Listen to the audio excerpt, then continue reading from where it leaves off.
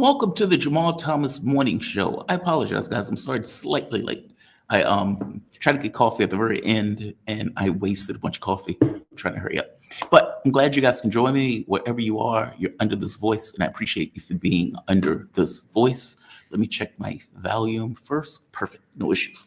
I want to bring in my guests. Early. We have a full 7 o'clock hour.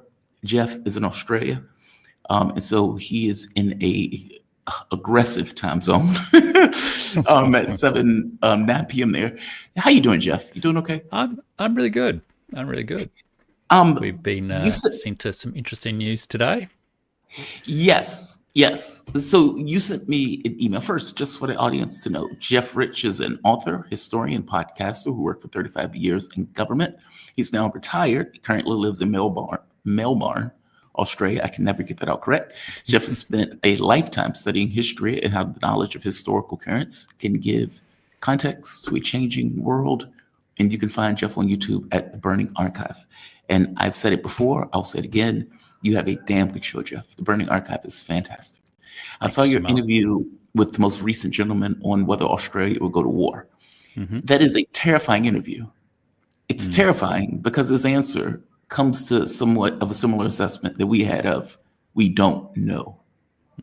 That is not an assuring answer. Like if somebody's saying, hey, is your country going to get fed to the Chinese? And the guy says, I'm not sure. Yeah, that is not a reassuring answer. Give me your take on that interview. Like, what did you come away with thinking after that interview and that conversation? It was a good interview, by the way. It was a great interview. It was with Warwick Powell, who people may know. He does, quite a few shows on different channels. He's a historian, but he really understands finance and economics and all that sort of stuff.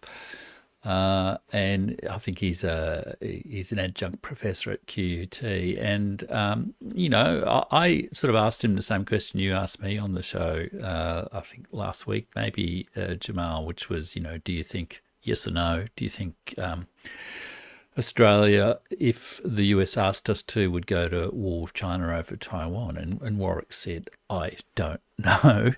And that really is terrifying. And I guess the issue is, our track record, I guess, is not great in terms of doing what our allies said. The news has just come through today that Australia has signed up to some 50-year defence agreement with Britain related to the submarines, which will probably, get them all in 50 years' time.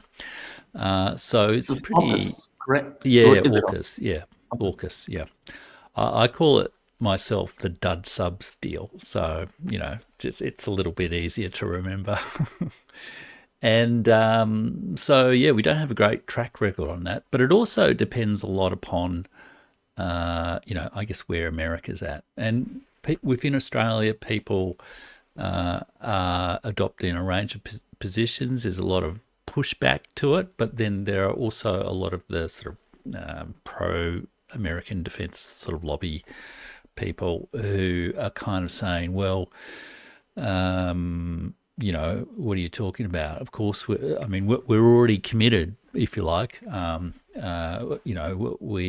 have to fight communism or whatever. And the reality is there's the Pine Gap, which is a big surveillance facility in the centre of Australia.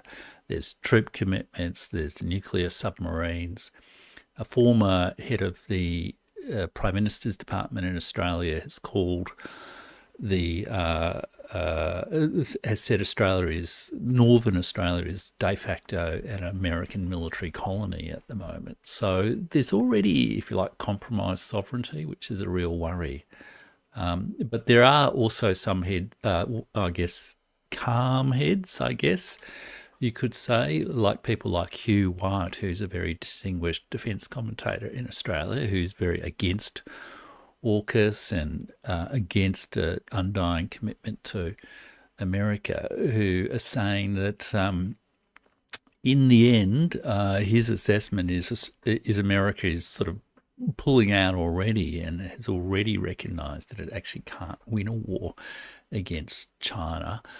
for the West Pacific, so that his assessment is, when push comes to shove, reality will take over and there won't actually be a war, however high the rhetoric is. But it's, you don't really want to be in this situation. From his mouth to God's ears. That's terrifying, right? Like, because reality is not, like, for example, the Ukraine conflict. Like, you could say, hey, I know you guys are saying this stuff about Russia, but is it true?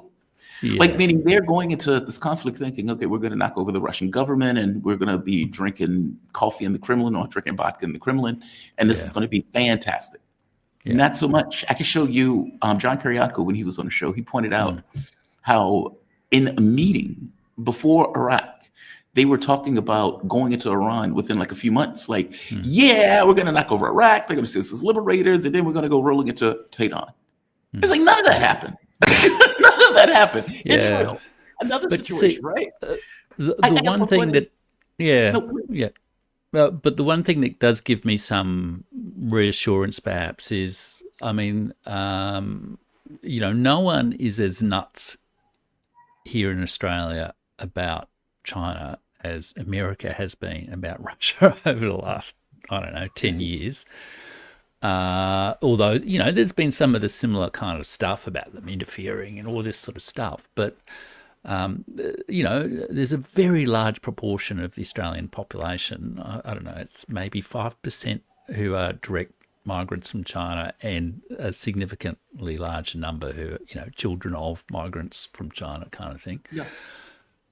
So it's a very significant part of the community. And when I talk about with, people I know, the whole idea of conflict with China is just kind of terrifying to people. So I think Jamal's just dropped out there, so I might just keep talking while Jamal comes back. So it's sort of, it feels unlikely that Australia will actually do this, but it is possible.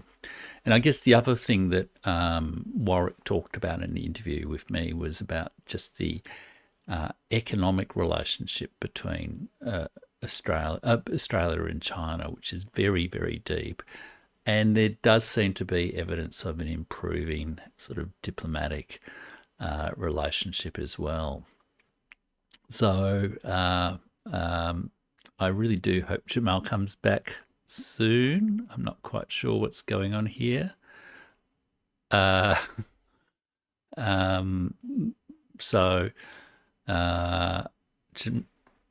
I'm just going to keep talking in the hope that you do come back any second now. And it's just an internet dropout.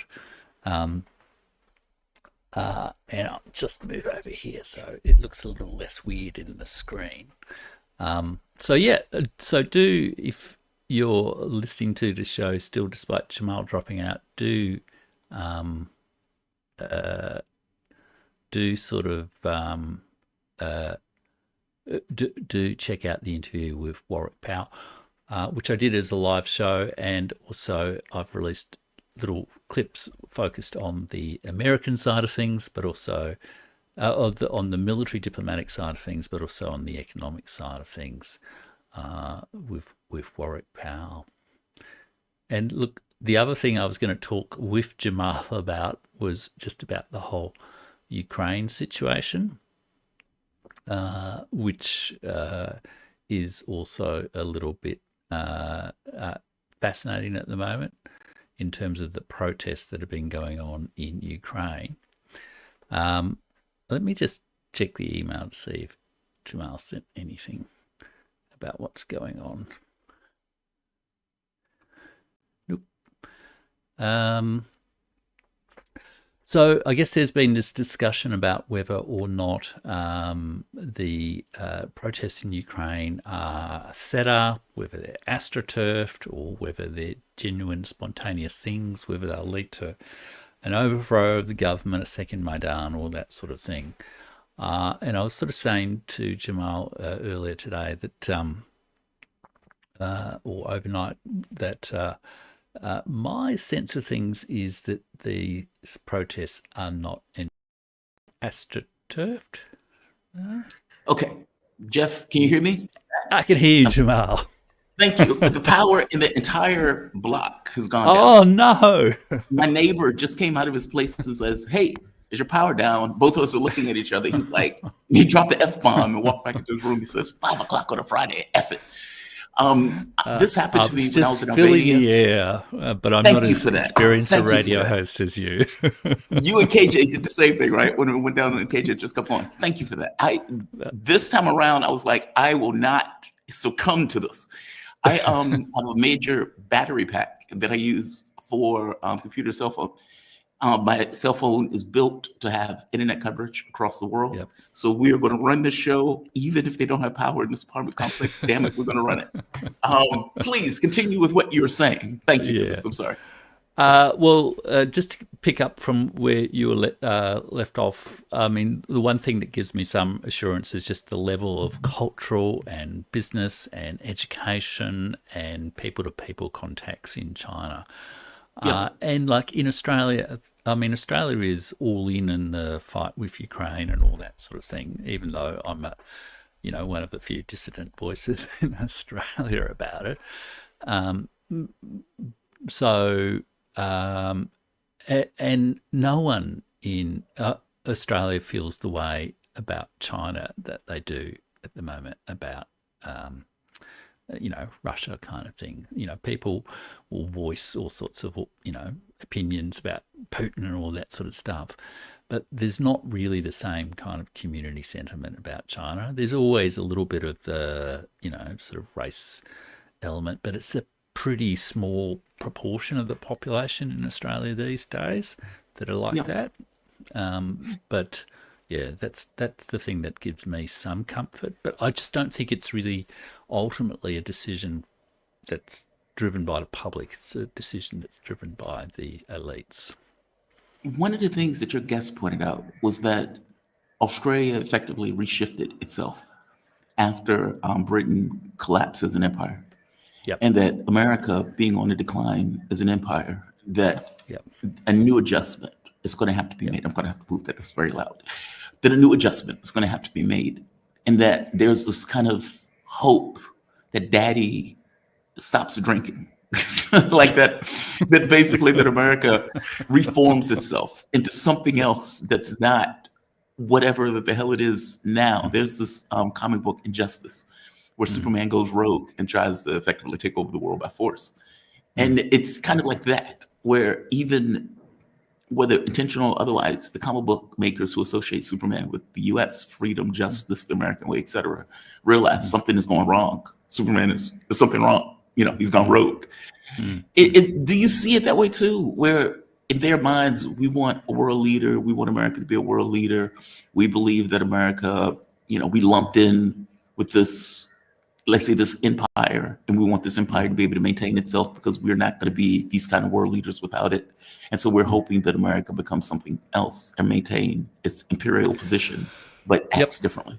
Yep, absolutely. Like, some very senior people like former heads of foreign affairs, former foreign ministers, basically state explicitly the view that American primacy has been good for Australia and, so we want that to continue, but we just want it to return to the kind of good old sane American primacy that we remember from, the heyday of the Clintons and Obama and that sort of era. That that's the sort of in these people's minds that's the glory days of America. They've sort of forgotten about the Bushes and all that sort of stuff and just reset American foreign policy in the rose-tinted glasses about what Barack Obama was about. And really, they think Obama is absolutely. That's amazing. It's explicitly like that. So there is, I think, to some degree, a bit of a response in Australia of kind of waiting Trump out and assuming that America is going to revert to normal, and that's encouraged by the fact that there's an awful lot of overlapping sort of elites and overlapping sort of interests. There's a very prominent commentator, Bruce Wolpe, in Australia on American affairs, who sort of bemoans the fact about Trump's America. They will talk about Trump's America and just assume that once he's gone, it will return to the good America. But Bruce Wolpe's like old Democratic Party operative from the Clinton era, so there's a lot of these sort of personal and other kind of connections that sort of bind people together. And so Warwick was talking partly about something that I talked about in a piece I've written, and that's coming out in a YouTube video on the weekend too, which is the famous switch in Australian foreign policy was in sort of 1941, 1942, when the British Empire's on its knees, Singapore falls, and the then Prime Minister John Curtin turns to America. He explicitly says, "We look to America free of the pangs of tradition." And this is seen as the founding moment when the American alliance was formed. And the Australian Prime Minister, Anthony Albanese, has just given, or in the last couple of weeks, given a speech where he sort of uses the phrase progressive patriotism, which I think is a phrase from the sort of American Democratic Party lexicon as well. Yeah, and it's sort of been recycled and said, look, hey, no one knows we bought that from America, do they? We'll just put a new colour of paint on it and, say we're being patriotic. Yeah. Man, he hasn't fooled you, clearly, Jamal. I don't think you guys realize, and I'm not talking about you, but I don't think they realize how far this country has fallen. Like if you're talking about let's say 60s, and let's put aside for the racist apartheid state for the moment. You had kind of an FDR legacy where you had a growing middle class, growing prosperity. And even though you kind of had this capitalism that was there, you also had, even at the very least, ideas of a great society that they were talking about implementing. That's not the America we have today. That's not the way it works. I mean, the healthcare thing by itself is a really good example. Donald Trump's bill is cutting out $1 trillion, nearly $1 trillion in healthcare in a country that dies 5 times earlier or 5 years earlier than Europe. That's astonishing. They don't care. Like, they've gotten to this level where they felt like the Soviet Union has collapsed. We're all Fukuyamas. This is the end of history. Any, let's say, bones we had to throw to the public in order to push down arguments for the Soviet Union, that is over with. We can now just take it all. And that's the way they function. But that stuff is not conducive to society. I think even you and I talked about that. These things aren't conducive to maintaining a society. You're spending $1 trillion on the military. That's astonishing by itself, right? I guess my point is, I get Australia's point of, we want daddy to put down the bottle. But daddy's not putting down the bottle. He's guzzling even more so. No, that's right. And, it's the other aspect of the historical comparison is the truth about what John Curtin was doing is, after the initial shock of basically the British Empire being on the verge of complete collapse in, 41, 42, ultimately what he really does is he's not all that pleased with the Americans because, like General MacArthur is actually, effectively the military consul of Australia and is, telling the government what the hell they should do with all his, charm, that pretty strained relationship. And he actually, John Curtin, the Australian Prime Minister, really has this plan for creating what he calls a fourth British Empire, explicitly a fourth British Empire, to sort of rebuild the British Empire, but with the dominions like Australia, the white dominions like Australia. At the same time, India is in revolt, and the British Empire is placing Gandhi and Nehru, etc., in jail. But Australia wanted the sort of white dominions to have a sort of, to have a bigger say in the British Empire, and the sort of ideology of the time was they were the better Britons. They were sort of like the new and improved version of Britain in Australia and New Zealand and Canada and white South Africa.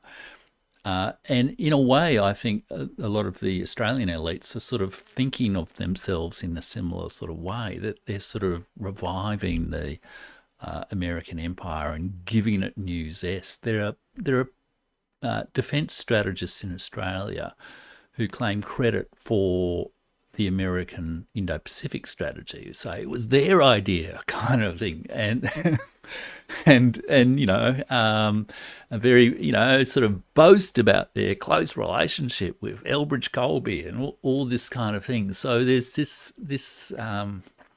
it's almost like a insider syndrome, or if you know what I mean. It's sort of like a sense of, we're best buddies with the most powerful guy in town, and we want to keep it that sort of way.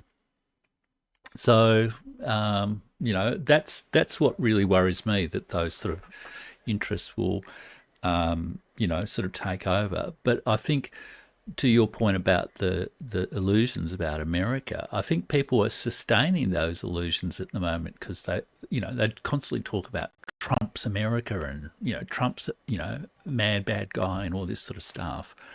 Trump's introduced the might is right world, which is a phrase that former Prime Minister Malcolm Turnbull has been using as well. And yes, Trump is a my views on Trump. He's he's just, I don't know if he's mad, but he's certainly incompetent. And but I think it's going to take until after Trump, whenever that is, and everything keeps imploding with the next guy or girl, for people to really realise it's not just Trump that's the problem here. It's actually the sort of American system. And that's the other thing. The might is right. Donald Trump didn't implement that. I mean, George Bush invaded the country and got 1 million people killed. The policy of the U.S. all throughout Syria, for example, of trying to overthrow the government with effectively fascist Wahhabists. I mean, look at what they're doing now. It's like, hey, are you Syrian? Or are you Druze? And the guy says, I'm a Syrian. And then he says, I didn't ask you that. Basically, there is no Syria. Are you Druze or not? And then murders the guy on the spot. Like the ethnic cleansing that is taking place. That's was policy. Like that was U.S. policy. It amazes me for the might is right. I'll give you one other piece. You guys, apparently, according to Trump anyway, are now importing U.S. beef. You guys, America has forced Australia to take in U.S. beef. And I'm saying this slightly jokingly, but not. Why would that happen if you aren't being bullied? Like, this is not a great relationship. Well, the notion again, that you're taking out big, beautiful cows. Again, there's how Trump realized this story. So, as I understand it, there's pretty high standards, requirements, etc., for Australian beef. As they should be. And Europe is the same way. The beef is better. The beef is better. And as part of the negotiations, I think there's been some relaxation of that. So, but again, I think this also might be a case of where it might look like vassal behaviour, but it's a bit the same with Japan. But in reality, it's a in negotiations you say you offer up things that are important to the other side that are not so important to you, if you know what I mean. The health of your citizens aren't important to you? Well, yeah, but no one in Australia is going to buy American beef. Like, really? It's been all over. It's been all over the Australian social media this afternoon, saying let's boycott American beef, and you're kidding me, and it's just been totally laughed at. Australia's got some of the best agricultural produce in the world. It's got superb culinary traditions. It's a big part of the culture and all that kind of stuff. Huge beef ranges all over the country that have been part of the national tradition for a long time. It makes it cheap, it makes it high quality, all that sort of stuff. No one's going to buy toxic, expensive, dried out, Big, beautiful awful cow. American beef. So basically he said, yeah, Donald, yeah. Look, you can sell as much beef here as you like. And of course, we won't tell you no one's actually going to buy any of it. But, so I suspect there's a bit of a negotiating ploy in that. So Yeah. it's partly a question of, well, Donald Trump can spin this as a big deal and a big success, but it probably isn't really the case. And it's a bit the same, I think, with the Japan deal. I mean, Warwick Powell's just done a piece on his Substack today saying that when you look behind the curtain, so to speak, of that Japan deal, all it is it's just rearranging the money that they already put in to the American market. If you've been to Japan and you know how small the cars are in Japan to fit in those tiny little car parks they have in Tokyo, etc., you know that gas guzzling SUVs from America are not really going to succeed in that market either. So there's I think there's some probably craft in some of these trade negotiations, and it probably reflects an attitude of a lot of the allies of let's temper the sort of raging King Lear we all have to put up with until he's gone, and just kind of keep out of the way of his rages, but without sacrificing anything too important. And then we'll go back to normal, assuming the world ever does go back to normal, a year or two from now. Jeff, you're fantastic. I bristle at stuff like this. If you give the bully $1, he's going to take $2 when he comes back in a week or two. True. But fair enough. And I want to bring you on next week to talk about the Ukraine thing. And that'd be great. Yeah, because I think you and I may have a different point of view on what's happening. Yeah, we'll see. But I mean, it's good to discuss it because it's a very uncertain situation, isn't it? And it's going to keep developing over the next couple of days. So it might be good. No, I'm fascinated by alternate points of view. My audience, for some reason, hates it when I get in arguments with my guests. I love it. It invigorates me. I love the alternate points of view. It helps me. Look, there's always this question of where's the floor? Yeah. And it helps me orient to where the floor is when I can have those conversations with my guests. So I'm going to bring you on next week. Just one quick thing on that that might be relevant to the Donald Trump discussion as well. Apparently, one of the things the protesters are chanting in Kiev is, I think it's "Я не жлоб," which means "I'm not a sucker." And apparently that was something that Zelensky said. And I kind of feel the world is probably sort of quietly saying that, sotto voce to Donald Trump at the moment. So your Mac should I'm not sit a on sucker, Don. Those protests. Yeah. But I'll talk about it next week. Jeff Rich, man, The Burning Archive, again, fantastic channel. Jeff Rich is an author, historian, podcaster who worked for 33 years in government. He's now retired, but he currently lives in Melbourne, Australia. Jeff has spent a lifetime studying history and how knowledge of historical currents can help give context to a changing political world. You can find Jeff on YouTube at The Burning Archive and find him on Substack at jeffrich.substack.com. Jeff, you were fantastic. Thank you, man. I appreciate it. Thanks, Jamal. Ciao. Bye-bye. All right. He has been waiting patiently. He has my apologies for waiting patiently. My man, easily one of my favorite people to talk to. I cringe. As soon as I saw you come in, I cringed. It's like, oh, God damn it. This is going to hurt. Dr. Wilmer Leon, how you doing, my man? You doing okay? Man, I'm doing great. And since your audience doesn't like it when you argue with your guests, I'm going to start the show by saying, I don't care what you want to talk about. You're wrong. Right. You're wrong. So it depends on the guest. I don't know what it is. I got into a big argument with Carl Jacqu. I got into a big argument with Sarah Bills. Everybody had smiles. So it wasn't even like a vicious argument. You're wrong. Negative comments. The world is flat. Donald Trump is right. You're wrong. So go ahead. Let's Just so the audience will know who you are, as if they don't. Dr. Wilmer Leon, he's a radio host, political scientist, nationally syndicated columnist, host of Connecting the Dots on YouTube, and he also has a show on Sirius. I never remember the name of that show for some reason. Oh, Inside the Issues. Inside the Issues. Inside the Issues with Wilmer Leon. See, right, you're wrong. You're already wrong. You started off wrong. You're not wrong if you don't know. Like if you just say, I don't know. Well, I'm not going to leave it there. No, I don't think they hate it. I think they get very, very particular about whether they think somebody's right or wrong. It's like, that person's wrong. That person is very wrong. Why is that person, like, it becomes that. And to me, it's like, dude, it's a conversation. They come to a different assessment. Is what it is. I love it. Like, I love those conversations. Those they get me energized. That's how you learn. That is how you learn. Because I could be wrong. Like I go into it knowing, as a man, I am flawed, and I could be wrong in my take. And my take can evolve. So, yeah, it's just life. I'm curious. Have you been watching what has been taking place in Ukraine, the protests?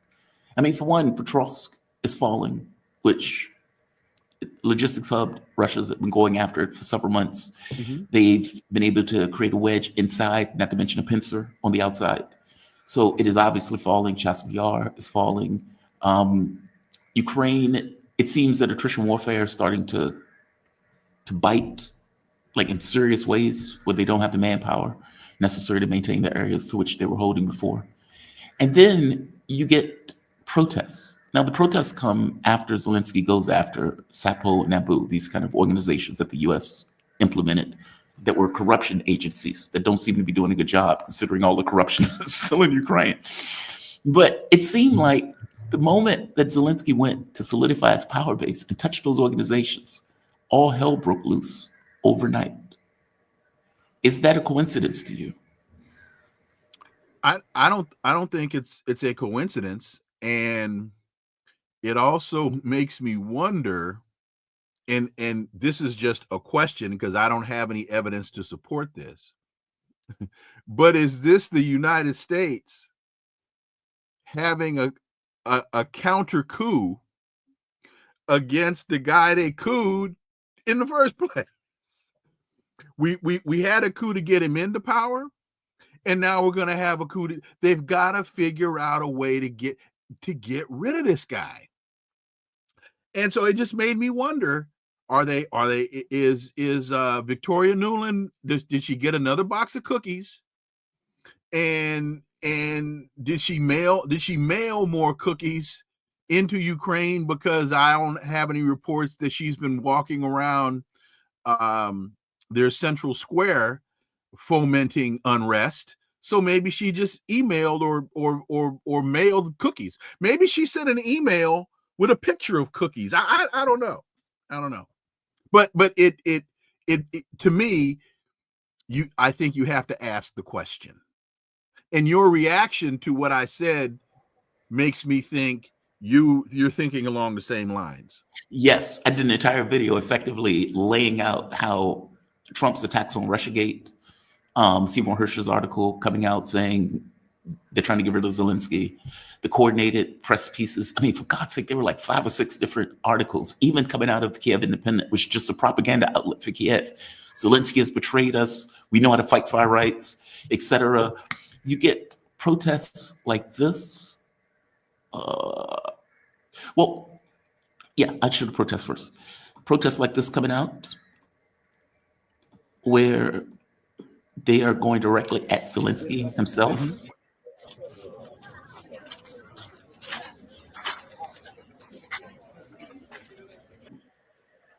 This one apparently has historical significance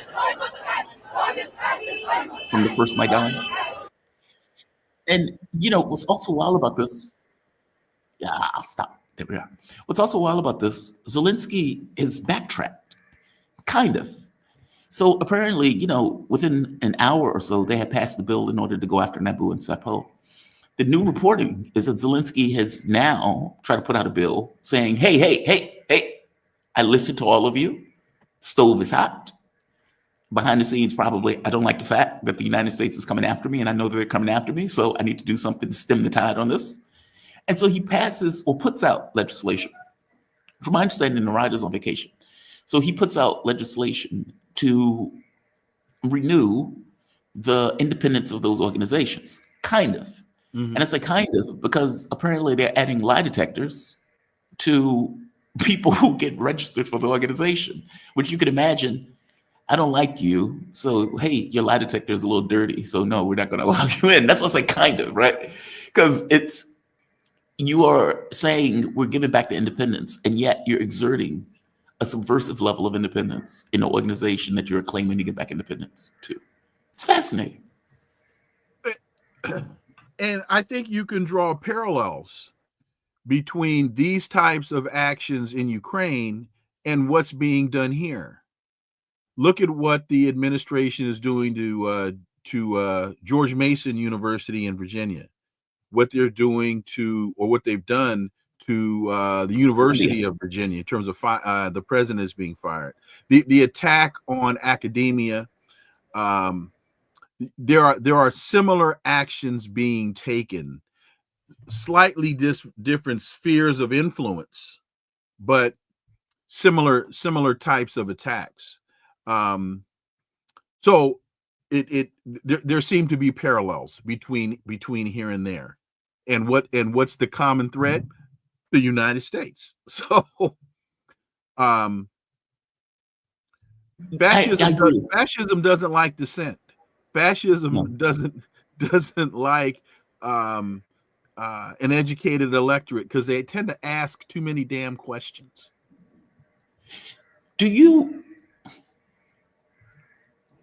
I don't know if you've like Frank Herbert, the guy who created Dune. I've said before in the show, Frank Herbert is a god.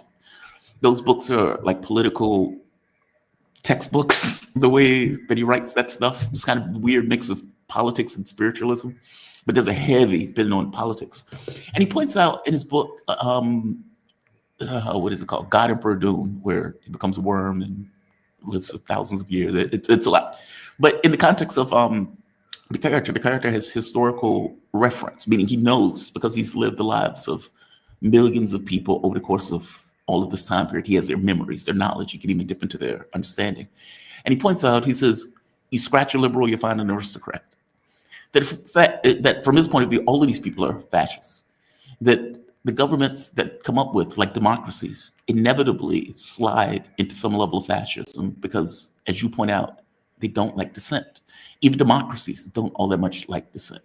So they may put on this robe of, we're democracy, we're this, we're that. But at the end of the day, are you? Look at what they were doing here in the United States. However you start out, you may have this revolutionary fervor of we're going to be a democracy, we're going to be this, we're going to be that. Okay, give it 100 years, give it 200 years. Those guys don't have that revolutionary fervor. They're just doing a job at that point. And they want to make their job simpler, easier. And it is far simpler and easier to not have a lot of people that are very pissed off. And just one last point, because I want you to respond to that. When Princeton did that study, they found that the amount of leverage that the public had was 1%, meaning the amount of influence into political affairs was only 1%. The American public disagrees with pretty much everything that they're doing, whether it's going after Medicaid, whether it's not providing health care, whether it's $15 an hour minimum wage, meaning these are things that the American public wants that are not part of the political space. And regardless of the complaints of the public, it doesn't seem to affect the political space one iota. Give me a take on that. You're a learned man of history. You would know how to hit this. Well, you're giving me a hell of a lot more credit than I probably deserve. But, well, let me make a couple of points, and I'm not sure that they're going to answer your question. But yesterday, I spent probably 3 hours. I just got captivated by this History Channel documentary on Genghis Khan and how he in 1200 was able to coalesce and build the Mongolian Empire, and then how he went out and took over parts of China, took over parts of Turkey. I mean, for about 50 years, that dude was kicking ass and taking names. And it was just sheer brutality, but he just kept marching forward. And in watching that, I just scratched my head and said, man, they've been at this thing a long time. Comparing that to the United States invasion of Iraq and all of this, I just said, man, this has been going on a long time. But I just wanted to put that out there. And if you get a chance to see it, it's captivating to me. But to your point, what I think you have to add to that analysis is capitalism. That when I don't think that, if I understand your point, I don't think that the structure of government in and of itself takes you in the direction that you've just described. I think it is the addition of capitalism that takes you into the fascistic element of life. Because as you sit back right now and look at China and how China has seemed to be able to strike a balance, you can make some money here, but we're not going to allow you to, through that acquisition of capital, you're not going to become more powerful than the government. And you add to that the Chinese culture and the understanding that the collective is more powerful than the individual. I think those things will protect China against the decline, the type of decline that we're seeing in the West. And I'm not saying that over time China won't decline. What I'm saying is, if it does, the reasons or the basis of the decline will be different than what we see going on here. Hopefully that makes sense. Fantastic point. Oh. Fantastic point. Because you're right. You need to get out more, and you need to argue with your guests. That's what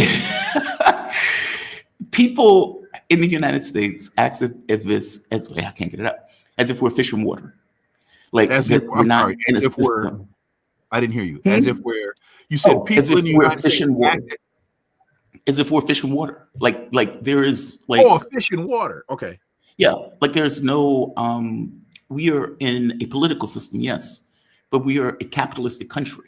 The capitalistic country thing is not benign.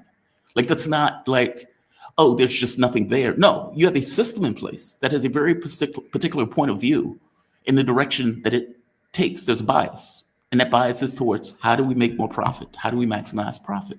Right. And the more money that you have, the more freedom that you have in a particular system. And so, agree, if you're in a political space and you've lost that revolutionary fervor to be a democracy, and you feel like you're a guy doing the job, if somebody says, hey man, I'm going to give you a ton of money for your political campaigns, for you to put in your pockets, for your district, I just need you to, lean a particular way.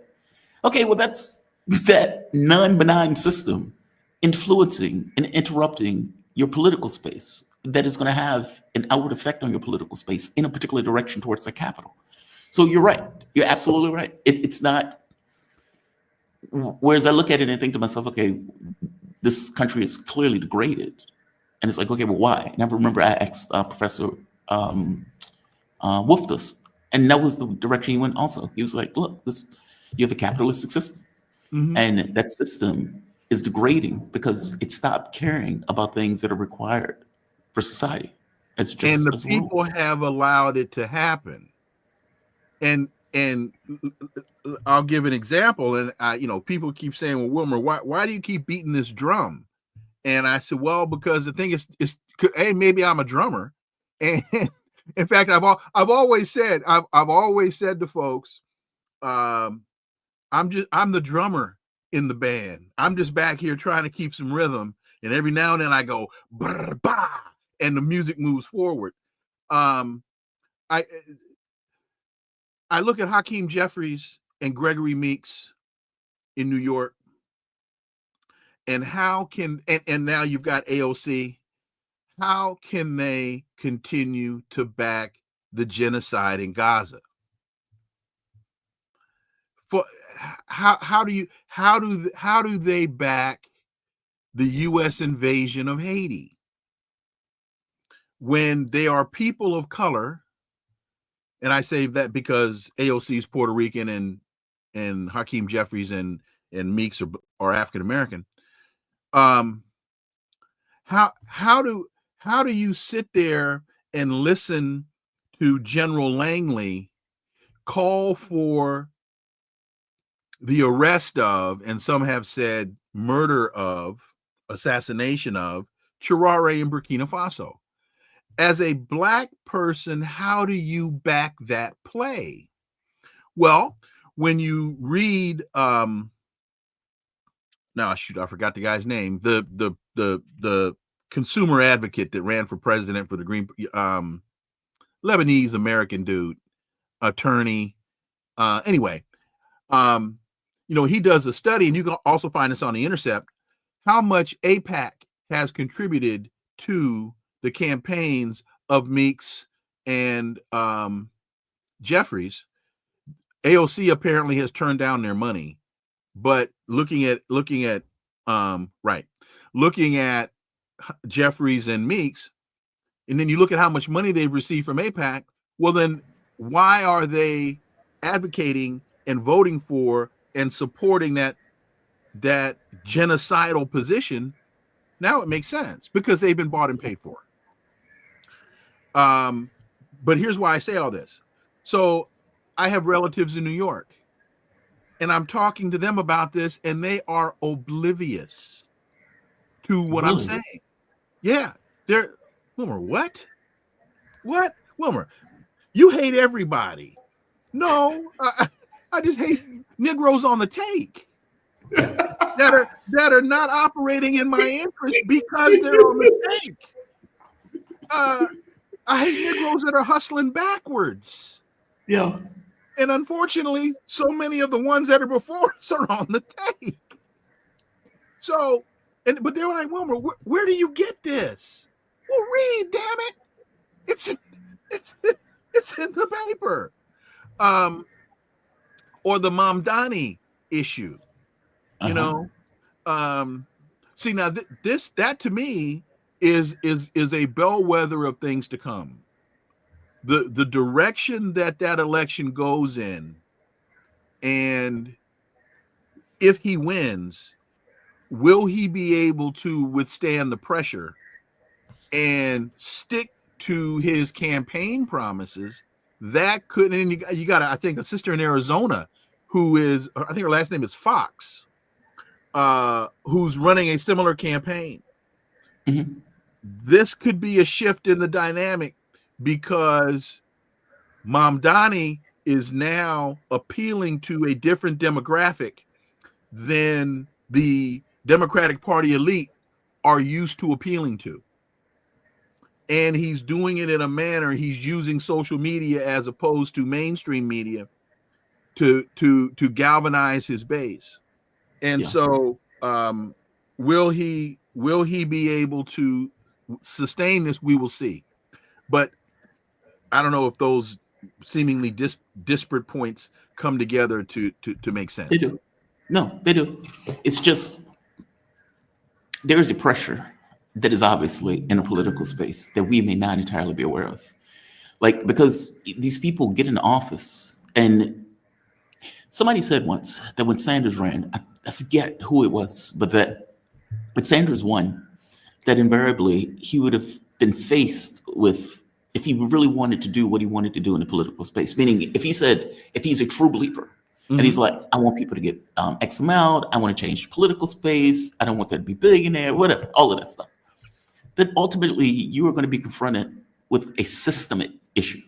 Like, meaning you're going to have to touch a very hot rod that Yes. people don't like to touch. The Take third Donald rail. Trump, for example. A third rail, which is the capitalistic system that people act as if is benign.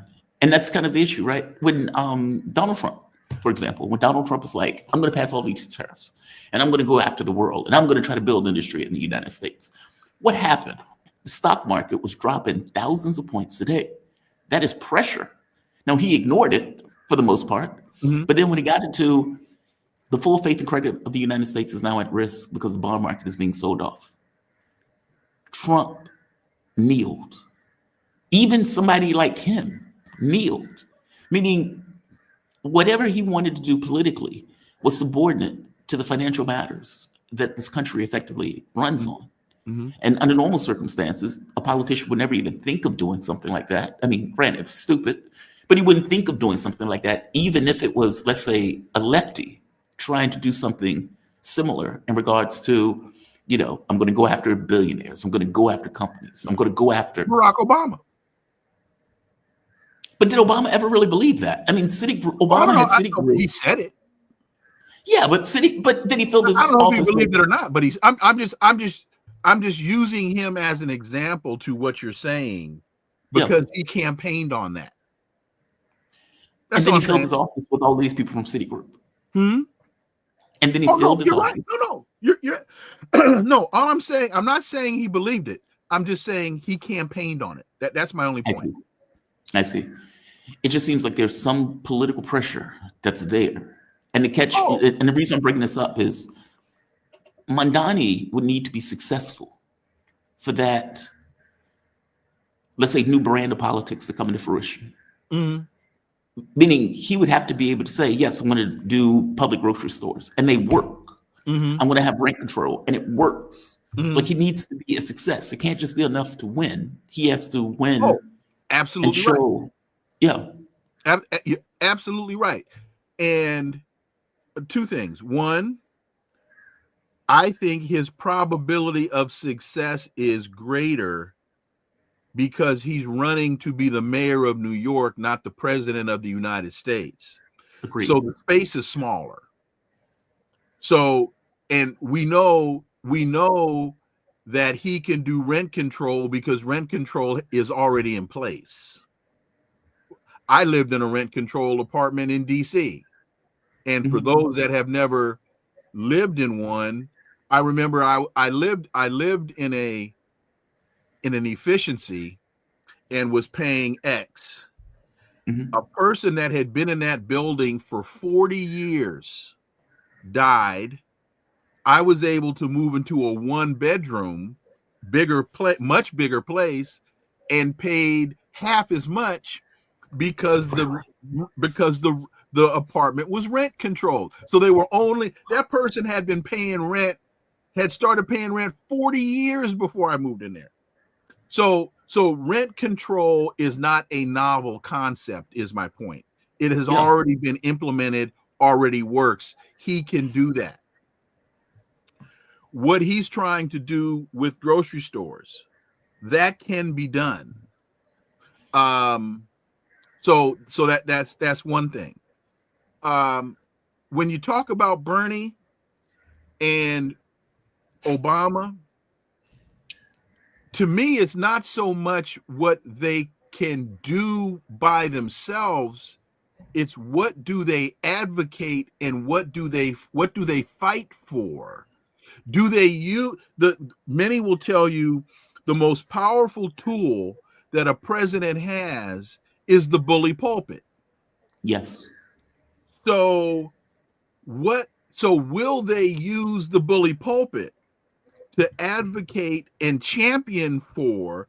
Will they use the bully pulpit to motivate their base to go out and what did FDR say to A. Philip Randolph? He said, Mr. Randolph, I hear you. Go out and make me do it. Yeah. So Bernie could have stood there and said, all right, folks, this is what I want to happen. Go out and make me do it. When I started criticizing Barack Obama, And people started, particularly black people, started coming to me and saying, man, what are you doing? Wilmer, you don't understand what he's up against. What I do know is that he never advocated, championed, and fought for the things that he told us he was going to accomplish. Right. I know that he ran on the single payer, right? What happened? When he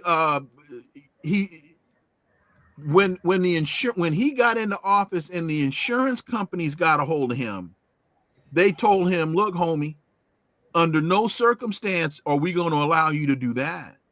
Yep. And if you do, we will sink you. He didn't come out and stand before the podium and say, hey, folks, let me tell you what just happened to me. Let me tell you a conversation I just had.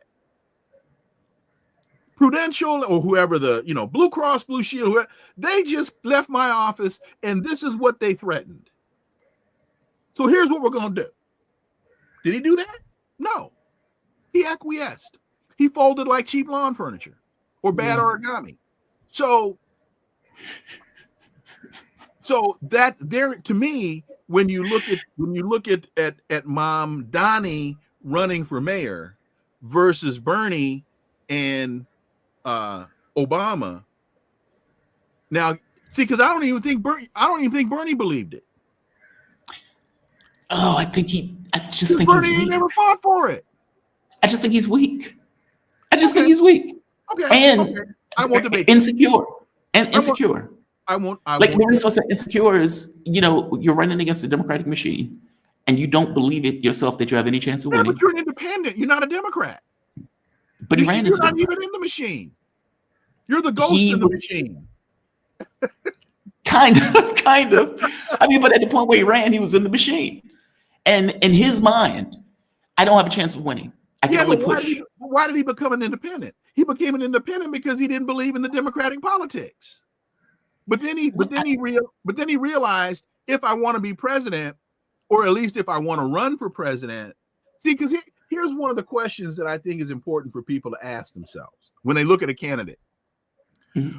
Are you serious and committed to this business, or are you just running to have a voice and an impact on the process? Right. So, and I don't know, we could debate this for hours, but the only person that could truly answer the question is Bernie. Right. Bernie, did you really believe? And I'm not talking about, was it practical? Was it probable? Did you really believe that you could win the Democratic Party nomination? Or were you just there trying to influence the dialogue and add a couple planks to the platform for the ultimate winner? I'm telling you, it's the latter. He didn't believe it. Okay. And to make it even worse, it was only when he caught fire where he was like, oh, I may have a chance to win this thing. It was later. I mean, even the relationship with Hillary Clinton and Sanders, where initially they were all smiles. Right. It was all fun. And we find out Hillary sank him. She sank him, but it became more bitter when it became clear that Sanders started winning states. Like, they didn't even think Sanders was going to win states. But what did Bernie do when Hillary and Debbie Wasserman Schultz trained their sights on him? He bent over. There you go. You need to spread wider. He should have listened to James Brown. I'd rather die on my feet than to keep living on my knees. I agree with you. If you're serious, if you're about that life, and I don't see Bernie as being about that life. No, I agree. He's weak, sheepdog. He's right. weak. I mean, he's a sheep herder. No, he's not a sheepdog. He's a sheep herder for the Democrats. Ironically, you would need somebody. He's the bell cow. He's the bell cow. Yeah. For the Democrats. You need somebody, but you would need somebody similar to Trump. Like, meaning you would need somebody who, I'm going to put a knife in whoever I need to put a knife into. I don't care what industry that is. I'm going to fight for a public. I'm going to be backed by my coalition, be okay with being backed by my coalition. Like, you need sterner stuff that it just wasn't him in that way. I mean, because you're talking about changing the system. Look at Bernie's people. Look at what's her name? There was his speech. I think she was his chief of staff or speechwriter. Nina Turner. No, after her. She's on MSNBC. See, Nina Turner stayed true to the game. Yes. And they put a knife in her too. Nina Turner stayed true to the game. But now you've got that sister with the real close cut on MSNBC. I know you're talking about, what is her name? That turned over and went to Biden. That went to Joe Biden's team. Right. Not about that life. Now she's a clear advocate for the Democratic Party. Yeah. Well, Nina Turner. See, Nina Turner stayed true to the game, and the fans left the arena. The other sister, her last name is Sanders. Her last name is Sanders. Right. I just can't think of her first. She took the check, and now she's all about the Democratic Party. And you know what? Because wait a minute, she worked for Kamala Harris. Yes, you're right. You're right. And then she moved over to Joe Biden's team. But I thought she worked for Sanders. She did work for Sanders at one point. She did. I thought she did. So anyway, you get my point. Yes. Yes. One last thing before I let you go. You pointed out, you made this point earlier. You said they've been doing this. You were watching the Mongolian thing. And you said they have been doing this for a very long time. And when I have a conversation with people, that's something I also point out, even though I don't go back as far as Mongolia, I go back as far as Napoleon, where these fights for empires, like this insane thing of, I'm going to knock you over, you're going to be my vassal. And then when I get strong enough, I'm going to fight back and we're going to have a war. And this kind of continuous, I always I don't put it as a fight for civilization. That was kind of the fight I had with Sarah yesterday. I put it as survival, that people conform to their environments. And initially you have this, well, you need to work, you need to fight for resources, you need to fight to defend areas because, there's no Leviathan and somebody's. And when we become states, we kept that philosophy, we kept that thought process, because at the end of the day, we all know we're vulnerable and we all know that we can lack things in that vulnerability. Then that gets somehow shifted in a political space where, you have the technological achievement and accomplishment. Well, that doesn't have to be true, but you keep it true. You have a system, a capitalistic system that keeps it true of survival being primary, your lack of needs, your lack of resources. Those things become enshrined where you can have, let's say, unsavory actors who still goes with this notion of empire and still go with this notion of primacy.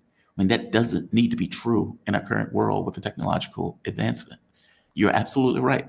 We've been playing this game for a very long time, and now we have nukes.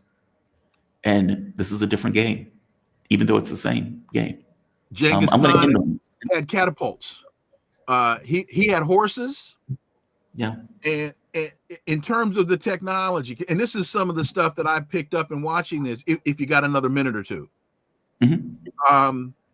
What one of the things that made Genghis Khan the success that he was, other than being a brilliant guy and a strategist, he had a cavalry as opposed to an infantry.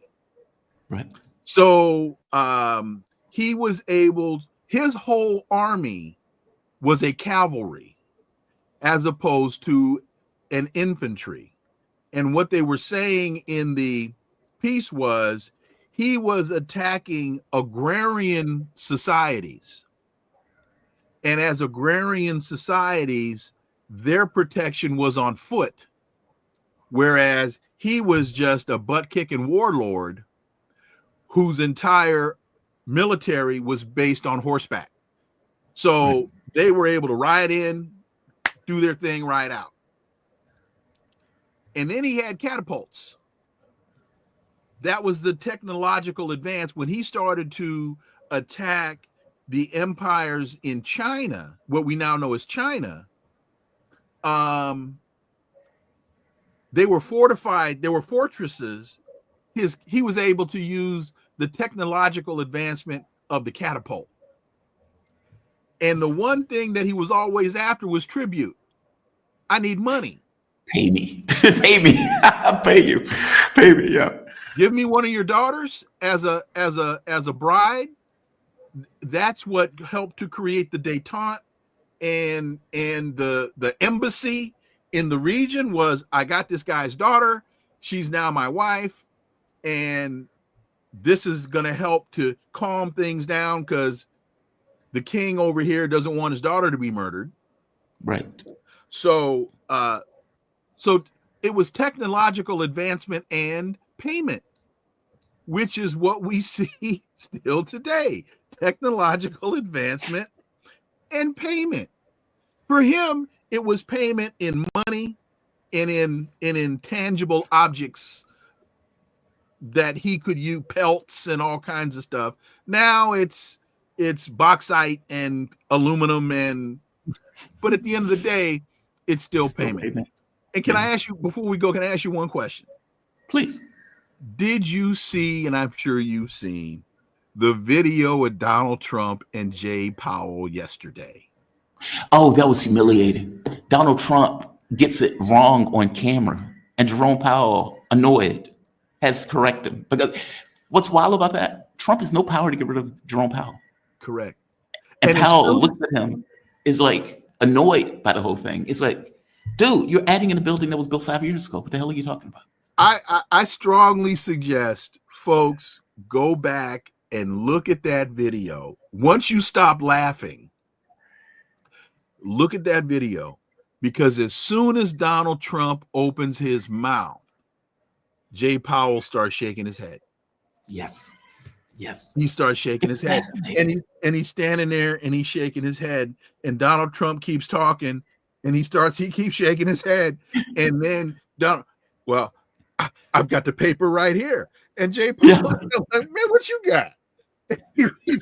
But here's the other thing.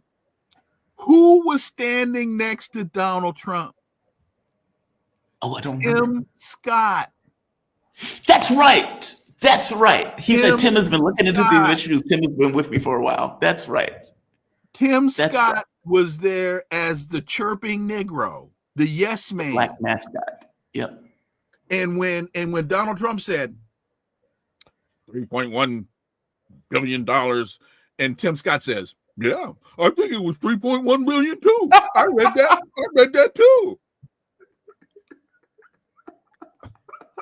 Really? You know what's fascinating about that too? The capitalists, the head capitalists, tells the president, you don't know what you're talking about. Mr. Man, you said 3.1? Oh yeah, I saw 3.1 too. You were both wrong. Stupid. Stupid Tim Scott. You were both wrong. See, follow that man if you want to.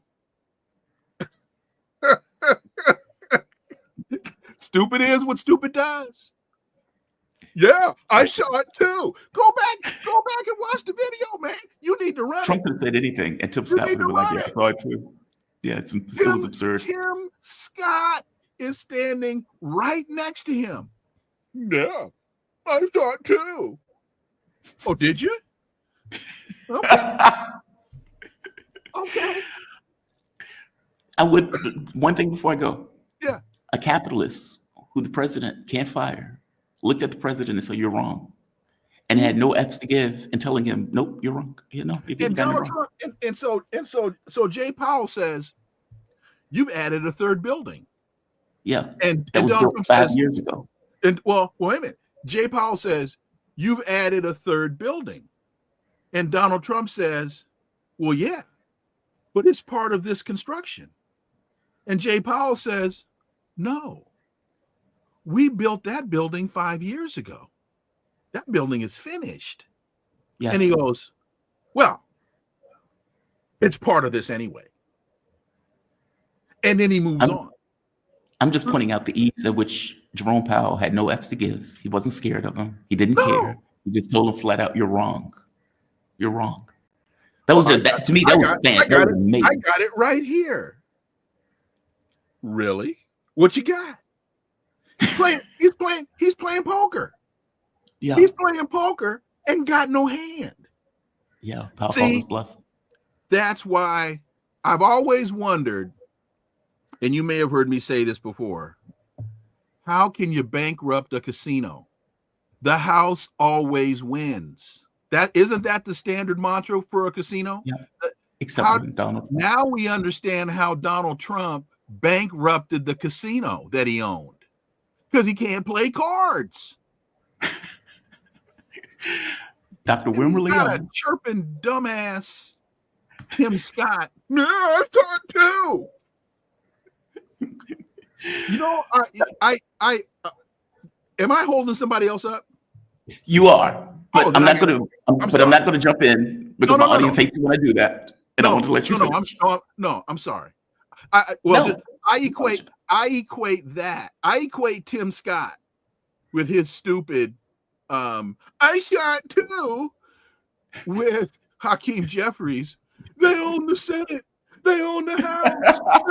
What do you want me to do? I want you to do your damn job. That's what I want you to do. I'm done. Yeah, and I apologize. I apologize to your next guest. I'm sorry. I didn't realize that I was holding somebody up.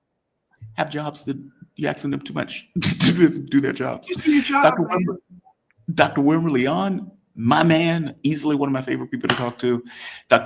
He is a radio host, political scientist, nationally syndicated columnist, host of Connecting the Dots on YouTube and on Inside the Issues on Sirius. Thank you for this, man. I appreciate it. All right. You have a good one, okay? Be safe. You too. All right. I am going to go from one damn good guest to another damn good guest. Carl, you have my deepest apologies on this. Thank you for joining me, man. How you doing this morning? You doing okay?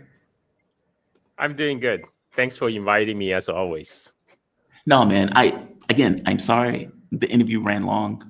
My 7 o'clock hour changed. Don't worry. I need to apologize for yesterday. I dropped the ball. I totally forgot because I have so many things going on.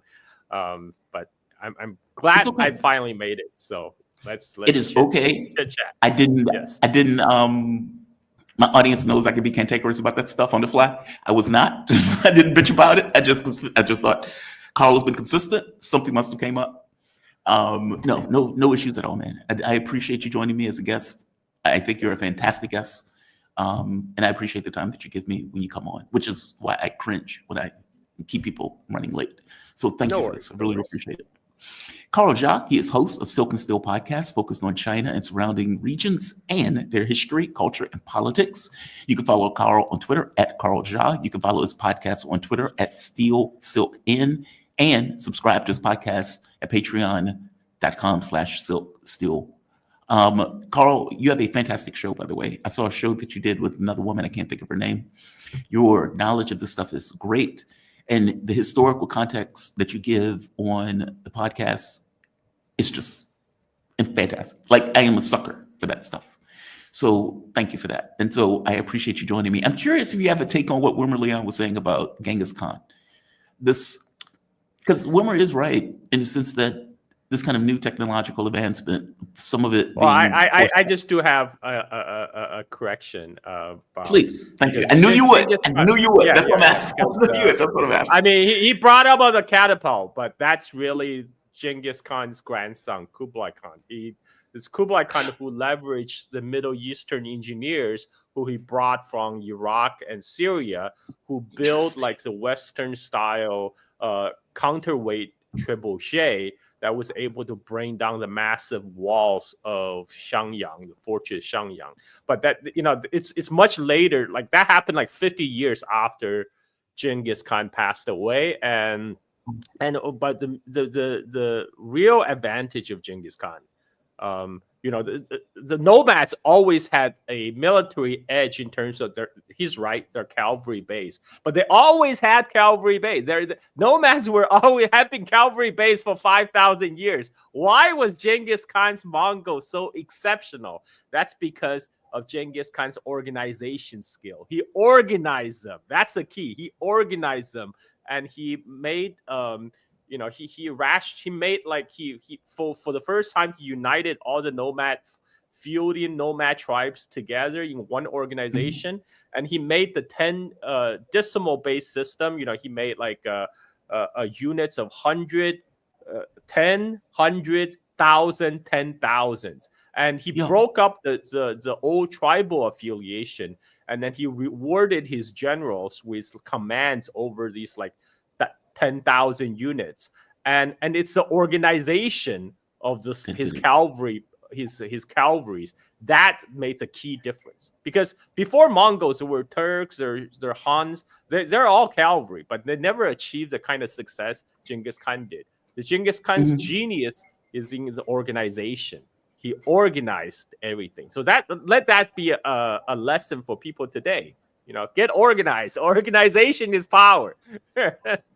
No, you're right. It is. It is. Like, it's one thing being a single person, like, rugged individualist, but nobody's really a rugged individualist. Anything that you want to get done, you have to get done with other people, and that requires some level of organization for those people. I mean, even Napoleon, right? Like, his military success came along the lines of the way he was able to organize people. It wasn't, it wasn't special. It was the organization that made him very successful. I am so glad you can join me. So we have to hit Thailand and Cambodia. I have to be honest with you. This came out of the blue to me. I covered this stuff all the time. This was not something on my radar. It looked like it just out of the blue. I woke up yesterday late, unfortunately, for the show. I was trying to get myself together for it. And I go on Twitter, because I tend to organize myself in my stories on Twitter and what I want to cover. And I see this. Yeah, I can go with this one. I see stuff like this. This is Thailand releasing a photo of an FPV drone dropping munitions on Cambodian arsenal. Then you have photos like this coming out of, I believe this one is Cambodia, where they are launching. Is this Cambodia? This one is, Cambodian army. Dude without shoes and without a shirt going to war, firing on Thai positions. The no shoes thing is fascinating to me.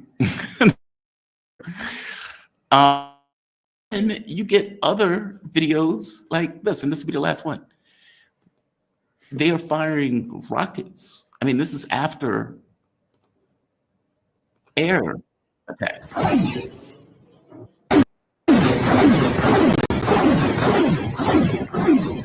Carl, that's a real war. That's not, a border skirmish. They're killing people. Thailand had to move hundreds of thousands of people out of the war zone.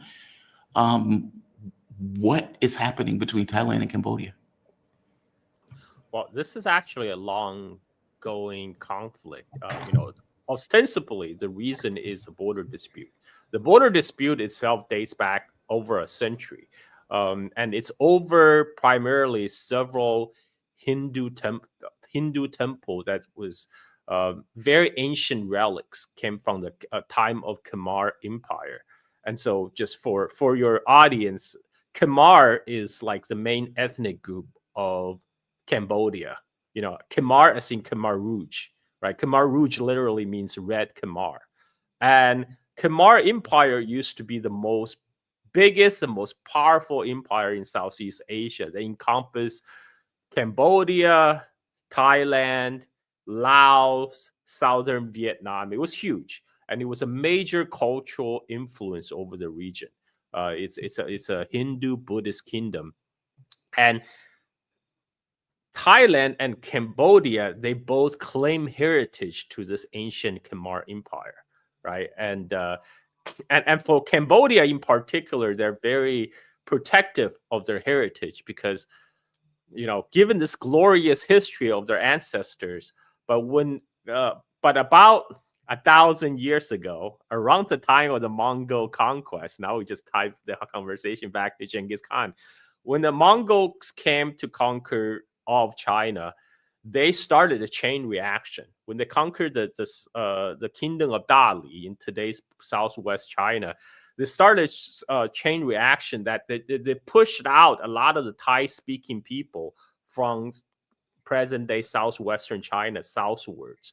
And this is the origin ancestor of the Thai people. And the Mongols, they also they destroyed the Pangong Empire in Myanmar. So they created a huge power vacuum because the Mongol cavalry didn't stay because Southeast Asia is too tropical, too hot for the Mongol cavalry. So the Mongol army left, returned back to Yunnan, China, where climate is cooler, but they left a huge power vacuum. So all these Thai-speaking people, they were being pushed out by the Mongol invasion, and they're moving a mass migration moving south. And in part, it was also encouraged by the Mongol Imperial authority because they're like, okay, you already pledged your allegiance to us. Now go forth and conquer, go forth and conquer. And so the Thai-speaking people spread out very quickly throughout Southeast Asia from, southwestern China all the way to present day northeastern India in the Assam. And in the south, it pushed all the way to the Gulf of Siam, Thailand. And this corresponded to the time when the Khmer Empire was on decline. So now this is the origin story of modern Thailand, of Siam, the old state of Siam. But when this Thai-speaking people came down from China, they start to interact with ancient empire like the Khmer Empire that adopt a lot of the cultural practices, embracing the local flavor of Buddhism, and this is why Thailand today they lay equal claim to the heritage of the Khmer Empire. And okay, so that out of the way, the Khmer Empire shrunk and to the present day Cambodia. The Thai were getting very powerful. At one point, they even subjugated all of Cambodia, made Cambodia vassal states. And then entered the French. The Europeans' colonial power came. And the British, they took over Myanmar, another traditional enemy of Thailand. British incorporated Myanmar into British India. French took over what's called French Indochina, which is Vietnam, Cambodia, Laos, and suddenly Thailand became a buffer state between the British zone of influence and the French zone of influence, and they got caught in the middle. This is one of the reasons Thailand was able to preserve its independence, because the Brit and the French decided, you know what, we actually don't want to border each other. We need a little buffer state. Thailand will be it. But still, France still demanded their pound of the flesh. So they made Thailand to give up a lot of territory, including giving up their tributary, like the overlord tributary status toward Cambodia, because Cambodia is now under protection of the French. Now, the next thing the Europeans said to do is demarcate the border, right? So in 1904, France made Thailand agree to demarcate the border between Thailand and Cambodia along so-called watershed principle. So French said, oh, look at that mountain range. It forms a natural border between the two states. Okay, the Thai very reluctantly they agree. They don't have much choice because France was much stronger power. But 4 years later, France, they start to survey the terrains, and then they published their own map and said, so they made the alterations. And they're like, well, actually, these parts needs to stay in Cambodia because they're very important Hindu temples. One of them being Priya Vihir Temple. This very ancient Hindu temple built during the time of Khmer Empire. So, okay, those are very important cultural heritage site for the Cambodians that need to stay in Cambodia. Now, this created a problem, but the Thais, they couldn't make any protest because France was stronger power. And when about 20-30 years later, when like 1930, when Thai did protest, the Europeans said, okay, you lost your chance. It took you 20 years to complain about it, so that means for 20 years you acknowledge France has ownership over that piece of land. So sorry, that goes to Cambodia. So Thailand had to wait until 1954, when the Vietnamese defeated the French in the Battle of Dien Bien Phu. France was forced to come to the peace negotiation table in the Geneva Peace Agreement. So as a result, in 1954, French troops pulled out of French Indochina, including Vietnam, Cambodia, and Laos. That's where Americans jumped in, but that's a different story. But yes, we took it over. Thailand, Right. Thais took the opportunity to occupy this disputed territory. And then Cambodia took Thailand to court in 1962. They brought the case to the International Court of Justice. An International Court of Justice made a ruling, says, the temple must go to Cambodia, but they did not make a ruling on the land surrounding the temple. The problem is, wait. Hold on. Let me finish. Because originally, according to the watershed principle, right? So the natural mountain range will form the border between Thailand and Cambodia. But those temples, they're right on top of the cliff, right? This is why, by the watershed principle, that piece of land would go to Thailand. But France says, no. Okay, those are important cultural heritage sites, so we can't let you have it. That must remain in Cambodia. So what happened is you have this piece of land that's just sitting on top of a cliff, which is not accessible from the Cambodian side, and it's only accessible from the Thailand side. And this is why there's a big dispute around the land around the temple, because the International Court of Justice, they only rule on the temple. They didn't rule on the land around the temple. So the dispute continued until 2008. Cambodia filed for UN heritage site, UNESCO heritage site for the pre-Vihir Hindu temple, and Thailand's like, I object. Like, this should be our two country common heritage. We should both file this. This should be like the common heritage of both Thailand and Cambodia. So that led to a flare up of the conflict in 2008, where they also had artillery deals, firing, people getting killed. And then in 2011, another conflict broke out. So finally, Cambodia brought the case to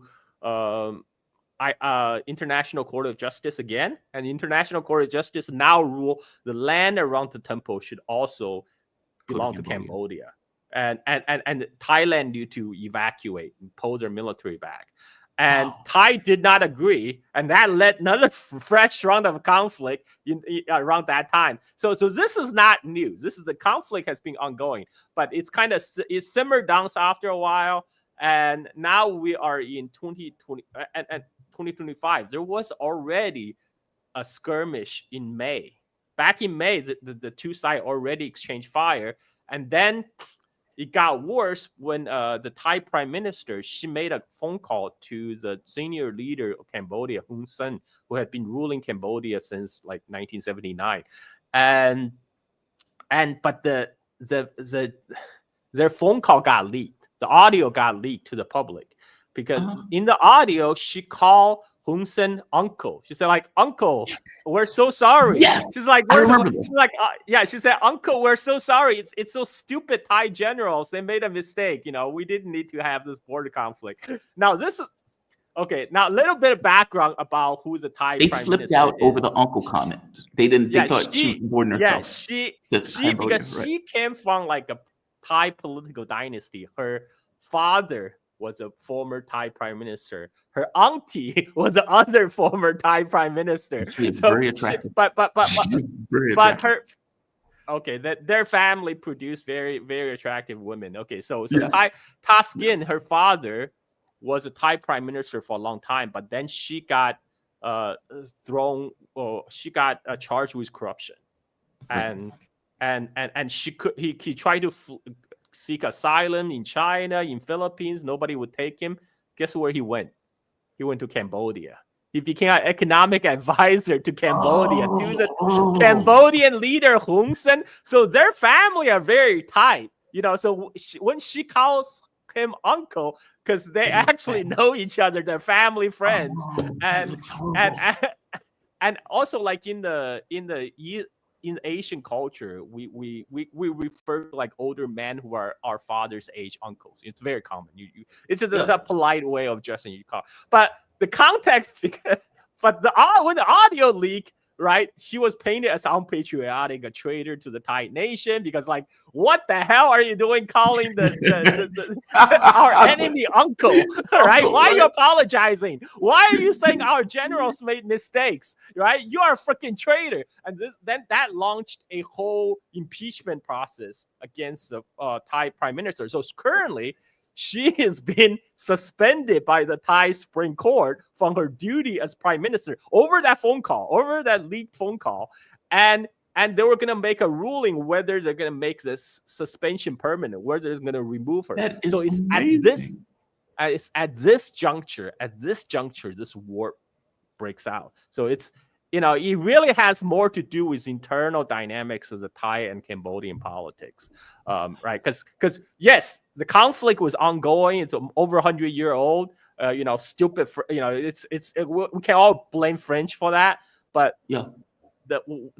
why it's blowing up at this particular juncture. This is because on Thailand's side, Thai have a coalition government, and this is a very fragile coalition government. Like, people might not know who have been not following Thai politics. They have a military coup once every decade, right? And this is her uncle, for example, Taskin, originally got kicked out because he was butting heads with the Thai military and the monarchist faction, and this is why he had to go. But more recently, during the most recent Thai election, the monarchist faction lost out. And they lost out to like the so-called quote unquote reformist faction that was, a lot of the Western media seeing the praises of. But really, Thai election, in a way, is very similar to United States, because Thai people get to elect which billionaire gets to rule over their country. And so what happened was the young billionaire that won the election, the military is like, no, there's no way we're going to work with this guy. We do not agree. And so they had to come up with a compromise. This is where the coalition government came from. And this is why the current Thai prime minister got put in her position, because she was kind of an acceptable candidate for both sides, for both the military, the monarchist faction, and the other faction that was trying to unseat the monarchists. And because she also came from like this political dynasty, right? Her father was former prime minister. Her mom was her auntie was former prime minister. And I don't even know if she really wanted to be prime minister. Her dad probably told her, it's like, okay, daughter, you gotta do your duty to the family. Yeah. You have to rule the country for the good of our family, right? So, two questions. So this is why. Go ahead. No, go ahead. No, go ahead. Please finish. No. I mean, this is why her government is kind of on like very uneasy footing. It's a coalition government. It's not they did not have a popular mandate, right? And there are forces who now we know don't want her to be in her position. They don't want her to continue as the prime minister. And so I mean, the timing of the conflict is very fortuitous. Just at this juncture when Thai Supreme Court was going to make a decision whether they're going to remove her from prime minister position for good, the conflict suddenly breaks out, right? So that's people should be a little bit cynical about what's really happening. I mean, like the timing. But it's true. The emotions are very high on both sides, because this is about cultural heritage, right? This is about nationalism. The nationalist sentiment runs very high on both the Thai side and the Cambodian side. They both feel like they are the party that have been wrong, because for Thailand side, they feel like, okay, that land was unfairly be taken away by the French. And for the Cambodians, like, that is our cultural heritage, man. That's a legacy left to us by our ancestors, ancient Khmer Empire. You are trying to Thais are trying to steal that away from us. So this is why, that clash. But given all this, everything, even though it looks like this is like a escalating conflict with Thai F-16s bombing Cambodian positions and Cambodians launching the launching rockets into Thailand. Based on the history of the conflict that broke out in 2008 and 2011, I think ultimately this will not lead to like a full war between the two countries. You will likely to die down after a few weeks. This is because the real dispute we're talking about is really along like very small sliver of land. This is not an existential country. It's an existential issue on either side. This is like fight over honor, right? Fight over honor, over heritage, over nationalism. But really, we're talking about very tiny sliver of land that's not existential to either party. So the conflict will likely persist, but the dispute will likely persist. But the war I expect to be ratcheted down in the coming month, because also both countries are member of ASEAN, right? And ASEAN and both countries have friendly relationship with China, right? And the last thing ASEAN and China wants to see is a war breakout in this region, instability. China, the one thing that China hates the most is instability in its neighborhood, because like China's Belt and Road Initiative project all depends on a stable business environment, and war is bad for business. So my hope is ASEAN and China will step in and carry out some backdoor diplomacy to calm down both sides, to help mediate and bring this conflict to a close. So go ahead. I know you have a lot of questions. Yeah, I have a few questions, which is what. All right, that's a lot to take in. For one, it is wild to me that they say Cambodia keeps the temple, even though Thailand is the one with access, but the surrounding region. And it's like, okay, well, how do you expect them to get to the temple if they can't go through, if it doesn't belong to Cambodia? That's kind of weird ruling. For them to come back later and say, oh, by the way, okay, now they can have the territory themselves. And Thailand's thing is, no, we reject that ruling entirely, in which case we still keep this thing, which is weird to me, right? Because what's the point of going to court if you're not going to accept the ruling of the court? You just want the court to rule your way. But there's that part. My question is, do you think the war would have taken place, or whatever this is, would have taken place if she was still in power? Well, I mean, the conflict did take place while she was in power. The conflict broke out back in May. The thing is, she is not the type, like I said, she was a compromise candidate. She did not have popular mandate. She does not control the Thai military. She's not Xi Jinping. She's not Putin. She's not even Donald Trump. She has no control over the Thai military. Wait, so the Thai military is a separate entity? Because I don't know. That's what I'm asking. Thai military, they are the one. They are the main kind of the kingmaker of the country. I mean, this is why this is the reason why she was made prime minister, is because the Thai military refused to recognize result of the last election. they refused to work with the guy who won, and this is why she was brought in as a compromise candidate for all parties, right? And so the Thai military always played a huge part in the country's politics. Before, from the 1930s. The Thai military literally changed the name of the country. They changed the name from Siam to Thailand, right? Thailand used to be called Siam, and they changed it to Thailand because they wanted to promote Thai nationalism. It's a very deliberate attempt. By calling it Thailand means the land of Thais, because Siam was a traditional empire. Anybody could be a resident of Siam. You could be like the Chinese merchant. You could be like minorities, the hill tribes, whatever. But Thailand made it very explicitly. This is a land of Thais. Nobody else. This is a land of Thais. So, and that was done during the rule of the military junta in the 1930s, right? I mean, the Thai military has always been like the biggest force, power broker in Thailand, and they're the ones who would launch coup if they don't like the prime minister being elected. So so that's a problem. She does not have control over the Thai military. This is a difference. The Thai civilian government, they have only the nominal control over the Thai military, and because they have to work with the Thai military, not giving command to the Thai military. I see. And so there's that, and on Cambodian side, there was also a power transition.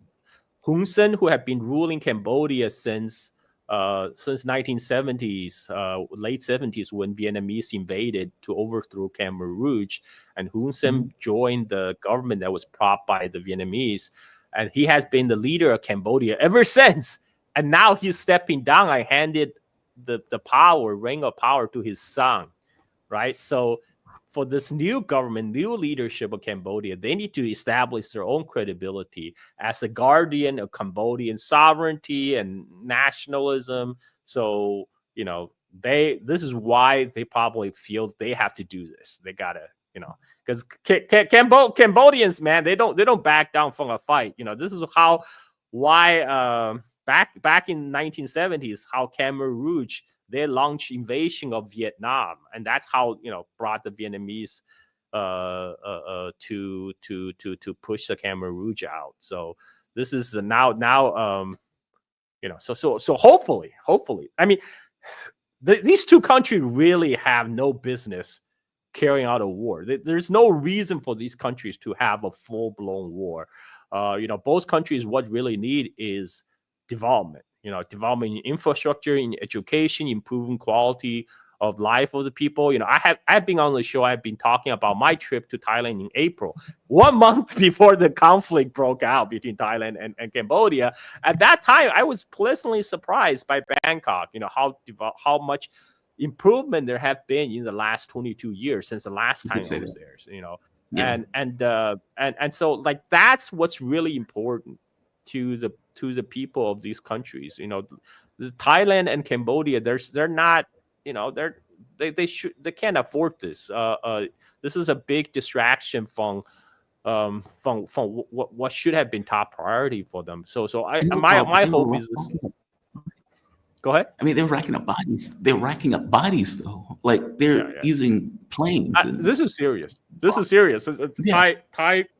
Thai army just sent tanks across the border. I mean, they have but it is interesting to see how the 21st century war is being fought, because obviously the Thai military, they have been paying attention to what's going on in Ukraine. Right. This is why they now having drones dropping grenades on the position of the Cambodia. So in that aspect, Cambodians military is a little bit behind, because that's something that we're gonna likely to see more of that kind of warfare going forward. We're gonna see more guys firing RPG with sandals and then drones dropping grenades on top of your heads. This is the 21st century warfare, man. It is what it is. This is not the time of Genghis Khan anymore. Catapults and horses and cavalry won't cut it anymore. You gotta have drones. Yeah. You gotta have bare chested with a FP, a rocket thing and everything else. Yeah, and then you need the man on the ground who can do those things. Do it in sandals. Yeah, but really. Else. Go ahead. Oh no, please! You say you're curious on something else. No, go into it. No. You go ahead. You go ahead. I was curious on this, how did this kick off, though? Like you said, this wasn't. Let me say it this way: there are people who are taking snapshot assessments that they are being pushed, and from your assessment of it, it doesn't sound like they're being pushed. It sounds like no, this is an issue that's been going back 100 years. They're very pissed off.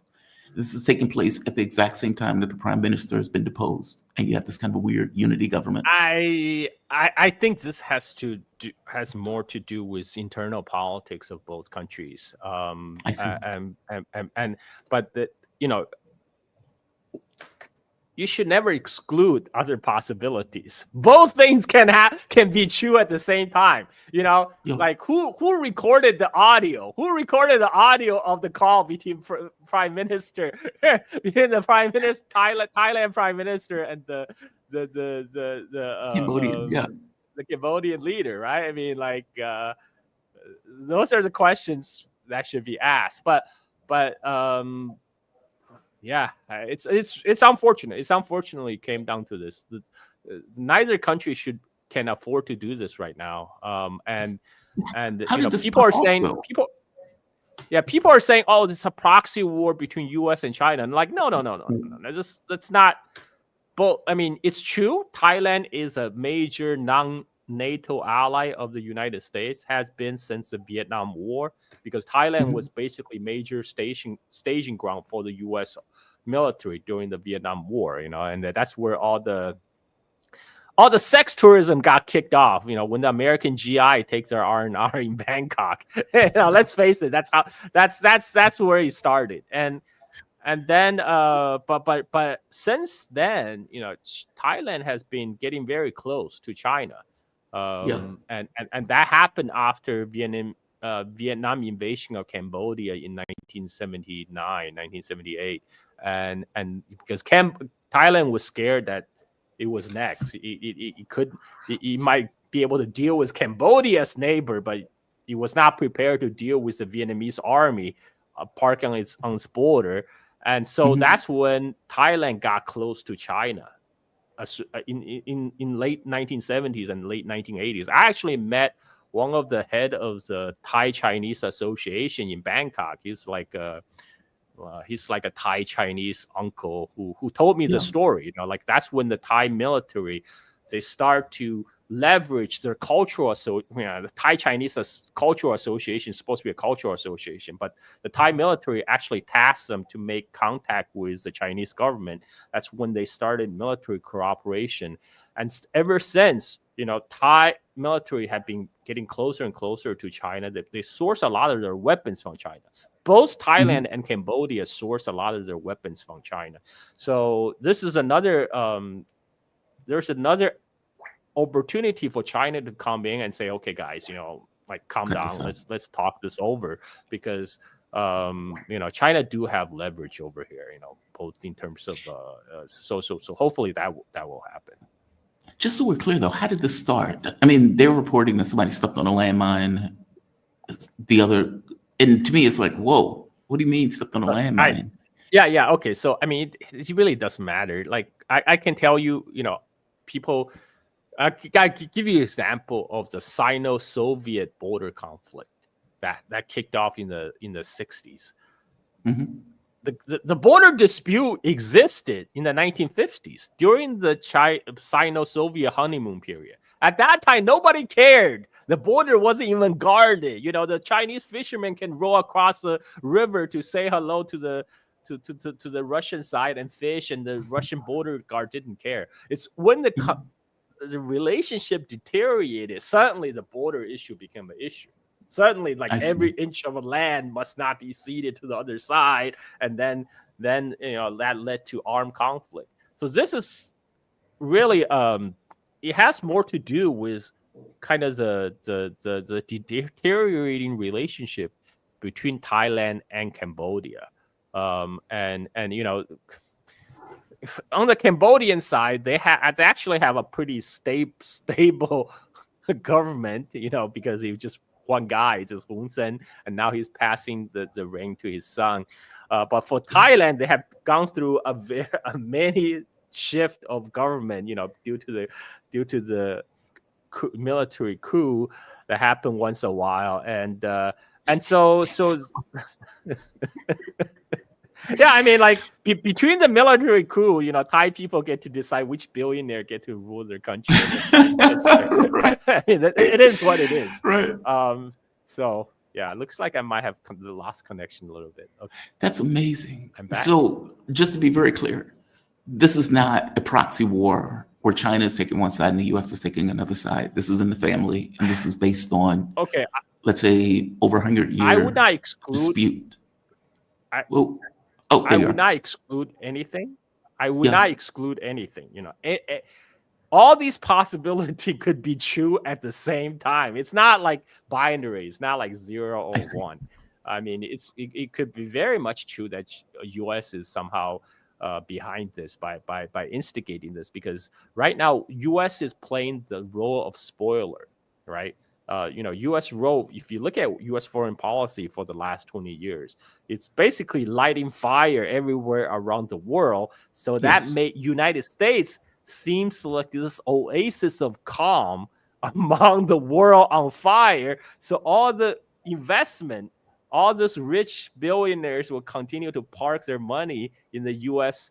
dollar bonds and U.S. stock market, U.S. real estate. Right. I mean, that's how it keeps prop up the dollar hegemony. So I would not exclude the possibility that U.S. is somehow involved. But there's also, you should never disregard the local agency. Right. I mean, this is really, if the Thai or Cambodian government really didn't want to do this, they can't really be pushed into it. Right. It's more like there was some problems.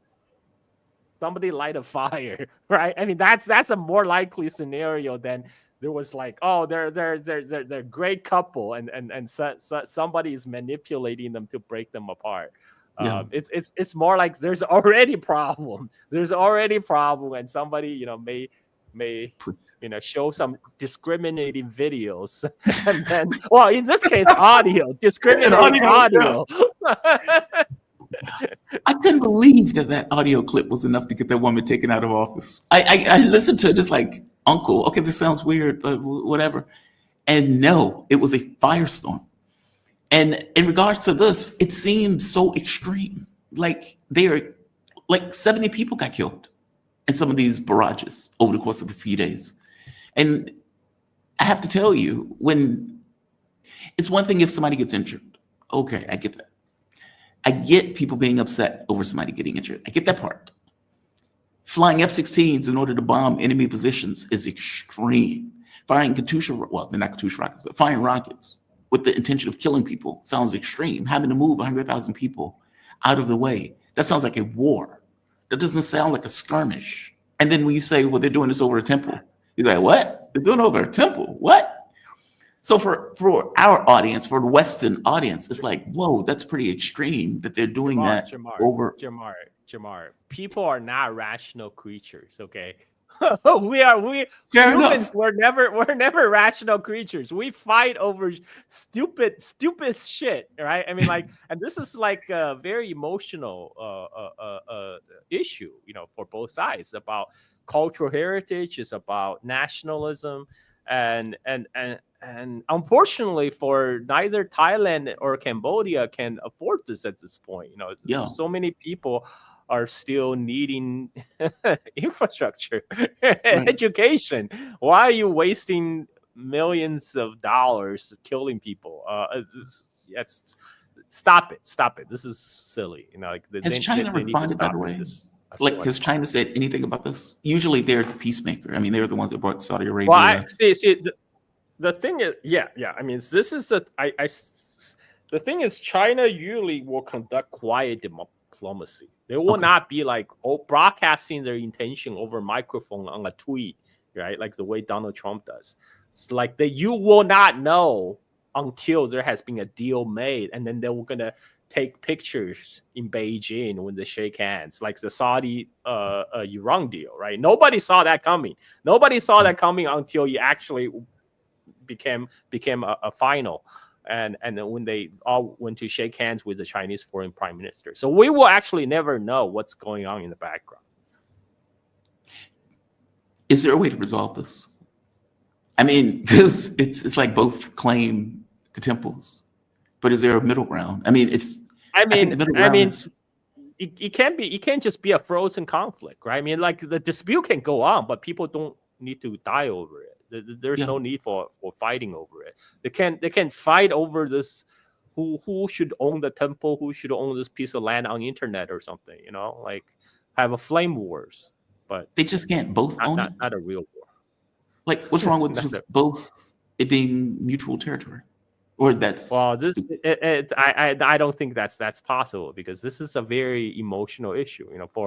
For both sides sees them as a grief party, right? Cambodia, they saw, okay, our great Khmer Empire used to span the whole continent, and now you even want to take this last prestige of our cultural heritage from us. But from the Thai side, it's like, look, we got jacked by the French, man. The French shanked us over this deal. It's not fair, man. And so, I mean, both sides, they have merits. Both side argument have merits, but just let that dispute be frozen. Like, there's no need to kill people over it. No, I agree with you. I guess I'm saying, if both have their grievances and both grievances are valid, it just seems rational to say this is mutual territory. Don't touch it. There won't be no issue. Both sides can use it. I just don't see the issue with that. Like, that seems to be a better alternative than we're going to continuously fight over. Sovereign people take sovereignty very seriously, man. Like that.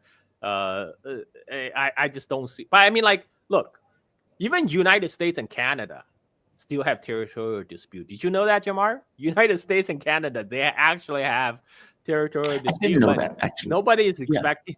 Yeah, nobody expecting that to blow up in a war, right? I mean, maybe if Trump really make his move to make Canadian the 51st state, but so far, nobody expecting like Operation Canadian Bacon or something. It's not happening. I mean, we can't be a ongoing dispute, but that be civil about it. So that's all I'm saying. Yeah, I guess so. I just don't. There are reasons to kill people. This just doesn't seem like one, right? Like I acknowledge there are reasons to go to war, but Jesus Christ! Look, Jamar. United States is threatening to blow up the whole world to preserve the U.S. hegemony, and that's an equally stupid reason, right? Like, I remember Jeffrey Sachs says, if my grandchildren get nuked over Taiwan, that's going to be the stupidest reason to die, right? And by the way, yet that's a very distinct possibility. By the way, I am so glad you brought up Taiwan. I almost forgot it because I was enthralled. This is fascinating to me, by the way. It's like the historical context and how people work their ways into the stuff. Oh God, that's fascinating. This was, you have to explain this to me and tell me whether or not this is real. So there's a video that's floating around on the internet that is showing Taiwan's, and by the way, I was in Cambodia a few years ago. I think it was 2 years ago. I went to see, I was in Siem Reap to see Angkor Wat. And now the fact that these people are fighting is just mind-blowing to me. Is this really Taiwan, or these guys are wearing, let me cut this down, like armor? I mean, she's wearing arm pads and whatnot. Like they were ready to fight. And then later on, there's a video of them actually getting into a fight in Taiwan Parliament. Look. I gotta cut it down. This is like, is this real? This is, yeah, man. Taiwan's parliament is famous for this. This has been going on for like decades, like more than 30 years. It's just like this don't really get shown on Western legacy mainstream media, so you don't know that's insane. But Taiwan's parliament is famous for like WWE moments, right? Like this, like now they're wising up. They're finally bringing some gear. I mean, they're just being rational about it. That's called getting prepared. But that happens regular occurrences in Taiwan. That's a regular occurrence. Yeah, when Western media, if they do mention it in passing, they will say, "Oh, this is a feature of the boisterous Taiwan democracy. It's very lively, the lively expression of Taiwan democracy. But yeah, that's I mean that's a regular feature. You know, people in the Chinese language sphere, they just laugh about it because it's a freaking clown show, man. Like, but it is what it is. This is like this is where Taiwan is. You know, this is kind of the Taiwan and America democracy, or like, you know, there's a convergence. There's a convergence of clown shows across the Pacific. You know, that's amazing. It is what it is. That is amazing. I've never seen anything like that. Well, I've seen it once in Japan, where Japan had got into a fist fight over whether or not the Japanese military was going to follow the American military around, basically off their own shores. But I've never seen that just as a norm with these guys. Turkish parliament is kind of like that too, where these guys were getting into fist fights, and you're like, wow, that's amazing. But they came prepared. Like, she came like they were in a hockey uniform, like they were ready to go at it. Just I mean, amazing. Look at what's going on in South Korea right now too. South Korea, you have like the South Korean right wing. Now they're marching on the street, waving American flag. They're demanding the South Korean president, who got elected, by the way, to step down because they're calling him a Chinese stooge because, you know, he doesn't want to, you know, to be like a subservient American vassal. It's amazing. It's like, this is your own president, man. I mean, like, still, as much as you can disagree with him, why the frick are you waving American flags, man? Yeah. How can you claim you're a Korean patriot and waving American flags, singing English songs, and waving English sign banners? Like, who you are really doing this for? It's outrageous. Oh, to put it mildly, one second. Come on. One last thing. And I'll let you go after this. Are the Taiwanese Chinese? It's a stupid question. I know it is, but I'm gonna ask it anyway. I mean, okay, like, I will tell you this. Like, in the 1990s, if you ask that question in Taiwan, in the 1990s, majority of people will say, yeah, of course.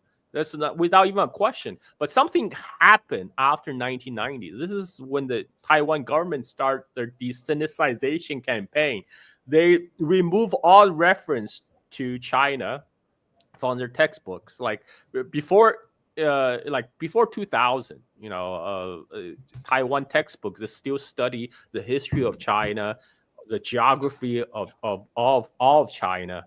But by 2000, part of this educational reform, quote unquote, was to remove all the references of mainland China from Taiwan textbook. And it was it's what U.S. would call nation building exercise, right? This is nation building. They're building the Taiwan nation. Again, they're trying to form this Taiwan nationalism in opposition of being Chinese. But it's really, really stupid because your whole shtick is based on we're not Chinese. That's almost like you don't have an identity. You know, if your whole identity is based on we're not Chinese, it's like that's not a positive identity. You know, like what are you? And so this happened in Taiwan. But for so from the perspective of Chinese government, they're all Chinese. So recently, during the war between Israel and Iran, when the Chinese embassy in Israel and Iran start to evacuate Chinese citizens, they also extended the same offer to all the Taiwanese people, as long as they have because in China they issued to people in Taiwan a identification called the Taiwan compatriot card, Taiwan compatriot. So with that piece of identification, it functions as a Chinese ID on mainland. You can buy land, you can own apartment, just like any Chinese citizens. You can ride on, you know, scan in metro.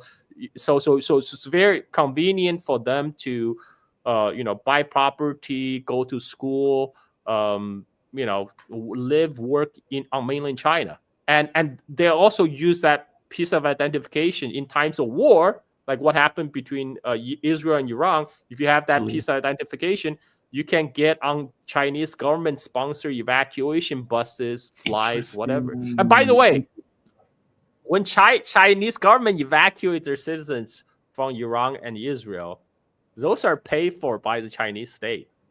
Like, I remember there was a tweet. You don't have to rub it in, Carl. You don't have to rub that in. I remember. I do. I remember there was a tweet. Somebody said, "Oh, the reason we need to intervene on the side of Israel because there's 700,000. What is there's 700,000 Americans living in Israel." Yeah. Well, okay. Yeah. First of all, why are there 700,000 Americans living in Israel? The second question is, what is American government going to do for the nothing? Jack shit. American government never does a finger to help its citizens in the war zone. We saw that in Yemen. You know, there was tens of thousands of Yemeni American trapped in Yemen when the civil war broke out. American government tell them, "Oh, you're on your own, guys," because you know, for one thing, they're wrong color, right? They're too brown. That's the issue. That's the issue. More than anything else, that's the issue. Carl, man, I love it when you come on. Honestly, I really do. I get a lesson. I learn so much, and that's the only thing I can ask for my guests. My audience may not really get this. They think it's just an interview show. I bring people on because I can learn from those people, and you're one of those people that I can definitely learn from. Thank you for this. I really appreciate it. And just for the audience, we know Carl Jacqu, host of Silk and Steel podcast, focused on China and surrounding regions and their history, culture, and politics. You can follow Carl on Twitter at Carl Jacqu. You can follow his podcast on Twitter at Steel Silk, letter N. And you can subscribe to his podcast at patreon.com, Silk and Steel. Carl, you're fantastic. Thank you for this, man. Thank you. Anytime. All right. So I want to go from one guest to another guest where I screwed up royally this morning. No, you didn't. I sent you the mail without sending you the link. I've done that before, unfortunately. And I'm like, where's the guest? And it's like, dude, where's the link? I was like, your link is below. Thank you for joining me. And that's it. There's no link. There's no link. I checked the thing. I was like, okay, it's 9:00. Jen is like, watch. What's going on? And I picked up the phone. I was like, God damn it. I didn't send her the link. Thank you for this, Jen. I appreciate it. I know it's early. No, I feel bad that I'm. Look, it's like you're dumbing your show down from the last segment to this one. We're going from the Chinese guy to the white lady, so we're gonna see. We're gonna see how we go. No, that is not the case. That is not the case. I bring my guests on to talk about various issues, and they're usually experts or very passionate about the very issues they're talking about. Carl is he teaches. Well, I don't know if he teaches the stuff, but he effectively teaches the channel and stuff about the region, the culture, the et cetera.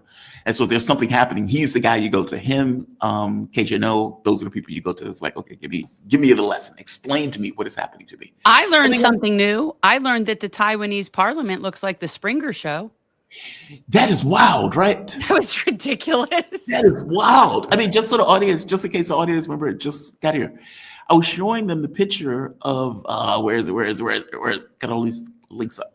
I was showing them the picture of the Taiwanese parliament where these guys were suiting up like they were in a hockey match. Yes. And then they get to the point, God damn it, I think I got rid of it, where they end up fighting, like literally grabbing the legislation and running out the door.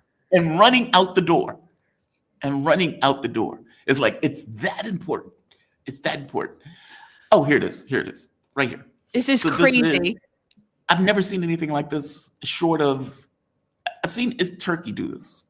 And I've seen Japan do this once or twice, but it was for something that mattered in Japan. Like it was something, it was a big deal about militarism. Whereas this was just anything. I don't know what this is about, to be bluntly honest. This does not look real. It's real. And he grabs it and he runs out the door with it. Like, I got it. As if they can't print another copy. Like that's the other part, right? Like you don't have multiple copies. The only thing you're doing is printing them. That's outrageous. And to make this even worse, look at how this started. Look at what they're wearing. Why are they dressed like this? What? So they can do what the guy just did, I suppose. So this almost reminds me of like roller derby. It feels that way, doesn't it? It feels that way. They're just going to knock each other out. That's kind of crazy. That's insane.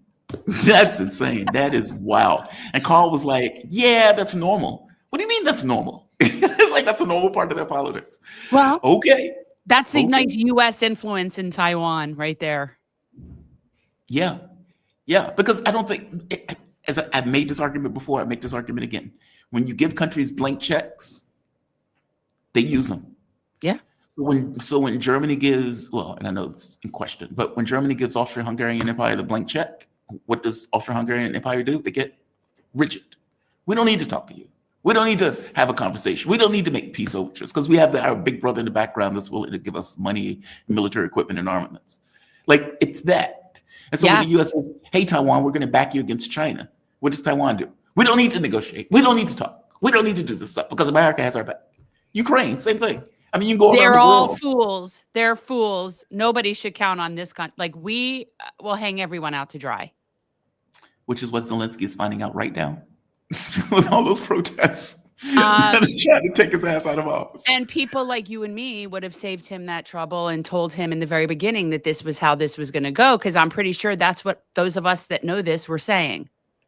But they don't think that way, though. I mean, fascists don't think that way. Fascists think, if you think of the kill squads in South America, if you think of what Israel is doing, because it's just a colony of squatters that we are giving money and resources to commit a genocide. If you think of any of these people, they take the opportunity to say, we have thick necks, we have guns, we're willing to kill people. And the U.S. says, hey, you're the right person that we want to talk to. And they go and try to accomplish whatever they accomplish with the idea that the U.S. is like, good, we can use them as a battering ram for whatever we are trying to get rid of. Israel ain't going after Iran, same thing. We don't want Iran to exist. We haven't wanted Iran to exist for decades. This is our opportunity. And we're going to give our fascists, genocidal maniacs who have a hard on for this, who've been murdering kids, who think that because they've been murdering kids very efficiently, that they can now go after a real country. It's like, okay, good luck with that. Good luck with that. It's not going to work. It's not going to work. Well, and we know the truth is that in terms of the IDF, these are cowards. These are cowards. These are people that they can only shoot at things when the other people aren't armed. They can only bomb things from above. Like, these are people that don't really get in it because they're cowards. They're very far removed. They get taken out. I mean, all of these videos of Hamas, and I was pointing to this because I thought it was very weird. The number of casualties that Israel has been suffering has been going up on the battlefield. Now, this is not them, they're shooting dangerous babies. Well, when you get Hamas fighters that catches them in these kind of crossfires, they've been taking them out left and right, left and right. And so you're right.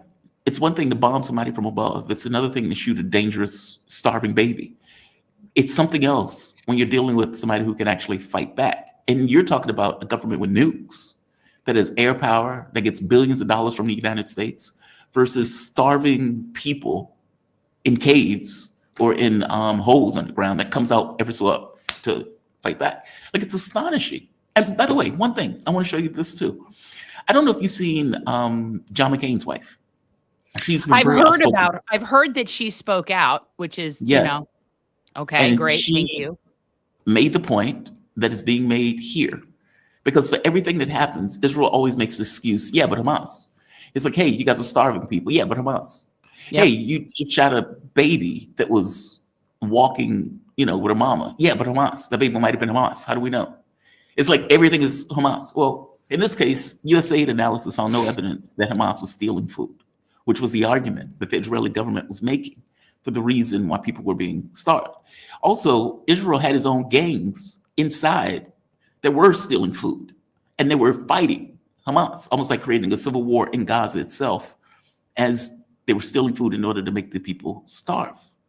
Like, this is so breathtaking that I have to be honest with you, I didn't think it was even possible to happen, and at all. I thought after the first genocide, the world kind of looking like rape, saying, hey, rape is a bad idea. Hey, murdering people en masse is a bad idea. Like, meaning there's certain things you just kind of agree upon as a world that we just don't do. Not so much. Not so much. No. I mean, are you shocked by this? Like, were you cynical enough before? Oh, Jesus Christ, Jen, I'm sorry. I jumped in without telling people who you were. That's Jen okay. Pearlman is an attorney, activist, two-time grassroots congressional candidate. You're a host of Revolutionary Change now, not Generational Change. You have Correct. Yeah, you've gotten pissed off. I got pissed off. The change is like, this is not generational. This is a revolution. We need to burn this shit down. Transforming politics into service, or podcast hosts a wide variety of guests covering a range of political policy topics in a nonpartisan lens and committed to justice for the least of these. Thank you for joining me, Jen. Thank you for inviting me on. I jumped it. You're always welcome, by the way. You're always welcome on. I just know it's early, but you're always welcome. It's always early. Let's go into that. It is not always early. For me, it's what? It's 9 o'clock, 10 o'clock, 9 o'clock. Did you think before this took place that this could happen? Meaning just outright not caring about the humanity of a particular group, meaning a disposable group, where the world just looks at it and says, hey man, that sucks, but we can't do anything about it. Meaning even countries like China, Russia, they would complain, but they're not doing anything. In other words, you get the European countries that agree with what's happening. I don't give a shit what they say. They are allowing it and they're backing it. They agree because it's their colony in the Middle East that allows them to exert some level of control through their own political space. It's like their own aircraft carrier in the Middle East. But I gotta be honest with you, I wasn't cynical enough to think that this could happen. I'm not surprised. I'm not surprised. I think that if we look back over even the past 20 years, we can see various different genocides that have happened. And the reality is, and I hate to say this, but there are things that have happened that I don't even know that happened because we don't hear about stuff that happened on other continents. There have been all sorts of things that have been going on in the rest of the global world as a result of American hegemony or colonization or whatever, that we use our proxies in different places to subjugate and oppress whoever we're trying to do so in that area. So, I mean, this has been going on continuously since the Holocaust. Like, it really has. I mean, I remember, I'm losing my Bosnia. I remember, like, there have been things that have come up and we just sort of like, it's so far away. We don't really focus on it. And a lot of it was before social media. Mm-hmm. So we weren't as just watching it live streamed on our phones the way we are now with this. The fact that there's such impunity and that you can really see it in how Israel conducts itself. They know that they can do whatever the hell they want. They have zero F's to give about what the world thinks. They are extremely entitled. They are sure that despite the whole world thinks that they're wrong, they are ensured that they're right. It's a level of hubris and entitlement that is unparalleled. And that's something that I've been saying about Israel for the longest time. And Israelis, and especially Israelis that come here and infest our country with their crap. The level of entitlement amongst Israelis is unprecedented. I've never met more entitled people in my entire existence. And the vast majority of them are that way. And that's what's upsetting, because we see some of these new videos coming out of Israel where you do see people protesting about the starvation of the children in Gaza, that the people in Jerusalem are marching and all this stuff. And I'd love to say, oh, look, there's hope for them after all. But the reality is, we know that Israelis, you're like 80+% of them are totally okay with the concept of ethnic cleansing in general. So like, these are people that are not capable of coexisting on the planet with the rest of us. And the only real difference between this and other genocides that have occurred since the Holocaust is that we're watching it. And yet they're still lying to our faces about it while we're watching it. Yeah, agreed. I call these people Nazis because that's how they act. I mean, there's a very minor difference in the way that they act and the way that they treat. Nazis. I call them Zio-Nazis. Yeah, and I think it was Mearsheimer even came out and said they act like Nazis. So it's not just me. You look at what they do, how they talk, what they say, and how they implement their affairs. When they're literally shooting people who are starving and laughing and joking about it as they do it. One of the other guys said his commander told him, "Yeah, you can shoot. What's the issue? There's not going to be consequences." They raped the guy on camera. And the majority of the population, I think it was over 60%, said fair game. Yeah. Fair game. We should be allowed to do that. That is not a governmental issue at that point. That's a societal issue. And I don't know how you denazify a public like that. Like, I just don't. It's astonishing to me that it happened. I agree with you that horrible things have taken place. I mean, Sudan is one, as people tell me. The Congo is one, as people tell me. But this seems like a concentrated, directed effort to eliminate a group, and to do so, as you point out, before our very eyes. This is not taking place in the middle of Poland somewhere where there's no social media. This is taking place before our very eyes. We can see it. It's just astonishing to me. It blows me away. We're all being subjected to this, and it's the PTSD that is going to come from this for the people that didn't even directly experience it is going to affect humanity forever. This is not something that's going to just go away. Like, we are so psychologically traumatized by what we've been watching with this. We're not meant to process that kind of stuff. Like, the human brain is really not capable of processing the stuff that we've been seeing. And there's no way that this is not going to leave a huge impact on us societally, as like, this is going to change the DNA of us. And I don't think people understand the gravity of the situation. And I'm talking for the people that are bystanders, that are, and I force myself every day to bear witness, because it's the least I can do. There's nothing else I can do with what's going on. So it's like, I bear witness, but I'm never forgiving this. I will never forgive that I am watching what I'm watching, and that I am being traumatized to the level I'm being traumatized. And I recognize that that's nothing in comparison to the people that are actually being traumatized. My ex asked me, why do you watch this stuff? Because, you know, it's like, I watch people get killed every day. Same. And whether it's in Ukraine, whether it's in Syria, that's another one of imperialist expansion, whether it's, or in Israel and Gaza. And, you know, you see a baby's head cut off, that's pretty hardcore. And as you point out, it's like, as I pointed out to her, because I want to be pissed off. Like, I want to be angry about this, as you should be, as a human being. Like, it should do something to you. And the whole never again thing should have some level of relevance, not just as a political slogan, but in concrete reality, that this shit shouldn't happen as human beings. I mean, look at this. So this was a video that came out. I mean, there are millions of these, trigger warning. Yeah. But a guy sitting just on the beach.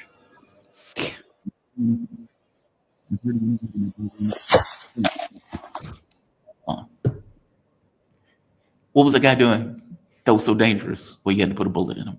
Nothing. It was just the point that he was there, and just the point that he was Palestinian, and he was, you know, other, in which case they could just take his life. And that takes place 100 times a day.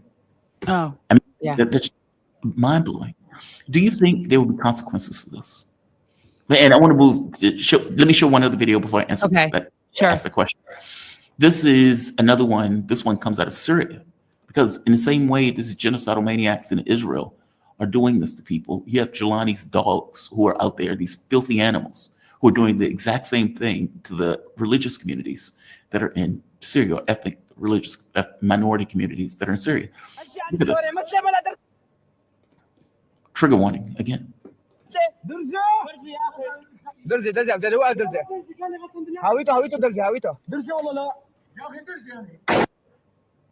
They ask him, are you Druze? And he says, I'm Syrian, brother. And they're like, that's not what we asked you. Effectively, dude, this kumbaya stuff where we're living together in Syria, where we're ethnic minorities and everything else and nobody cares, where the women are on the beach, and that's not where we are right now. Are you Druze? And when he says effectively yes, take his life. Now, they have been doing that all across Syria. And the point that I'm trying to make is, in the same way that the United States effectively backs Israel to the tune of like 80% of the murders that they're committing, the genocide that they're committing, the attacks on Lebanon, Syria, etc. We back that. We spent billions of dollars under Obama to overthrow the Syrian and Assad government. And people like me kept saying, if you get rid of Assad, that is going to take place. So the notion that, oh, we don't have any hands on it, it's nonsense. The only reason that is happening right now is because the United States, Israel, Turkey, the Gulf regimes did everything in their power to create that situation. And we are profiting from them doing that. Of course. It's breathtaking, the shit that we do. Give me your take on this. Well, look, I mean, we know Oh, that. no, I'm sorry. The question was, do you think there'll be consequences for this? Oh, do I think there'll be? You mean as far as what's happening in Israel? I think that Yes. there will be infinite consequences that we're all going to suffer. That we're already feeling that are going to continue for the rest of my life. Like, we're going to see those consequences rippling throughout society. We're going to see, you now have a generation of Palestinians even worse off than they were before this, if that's at all possible. So now you've got thousands and thousands of amputee orphans that are, if they survive, to think that isn't going to somehow be something that we have to deal with down the road is just completely ignorant. But as far as any sort of legal ramifications for these people, I'm hopeful.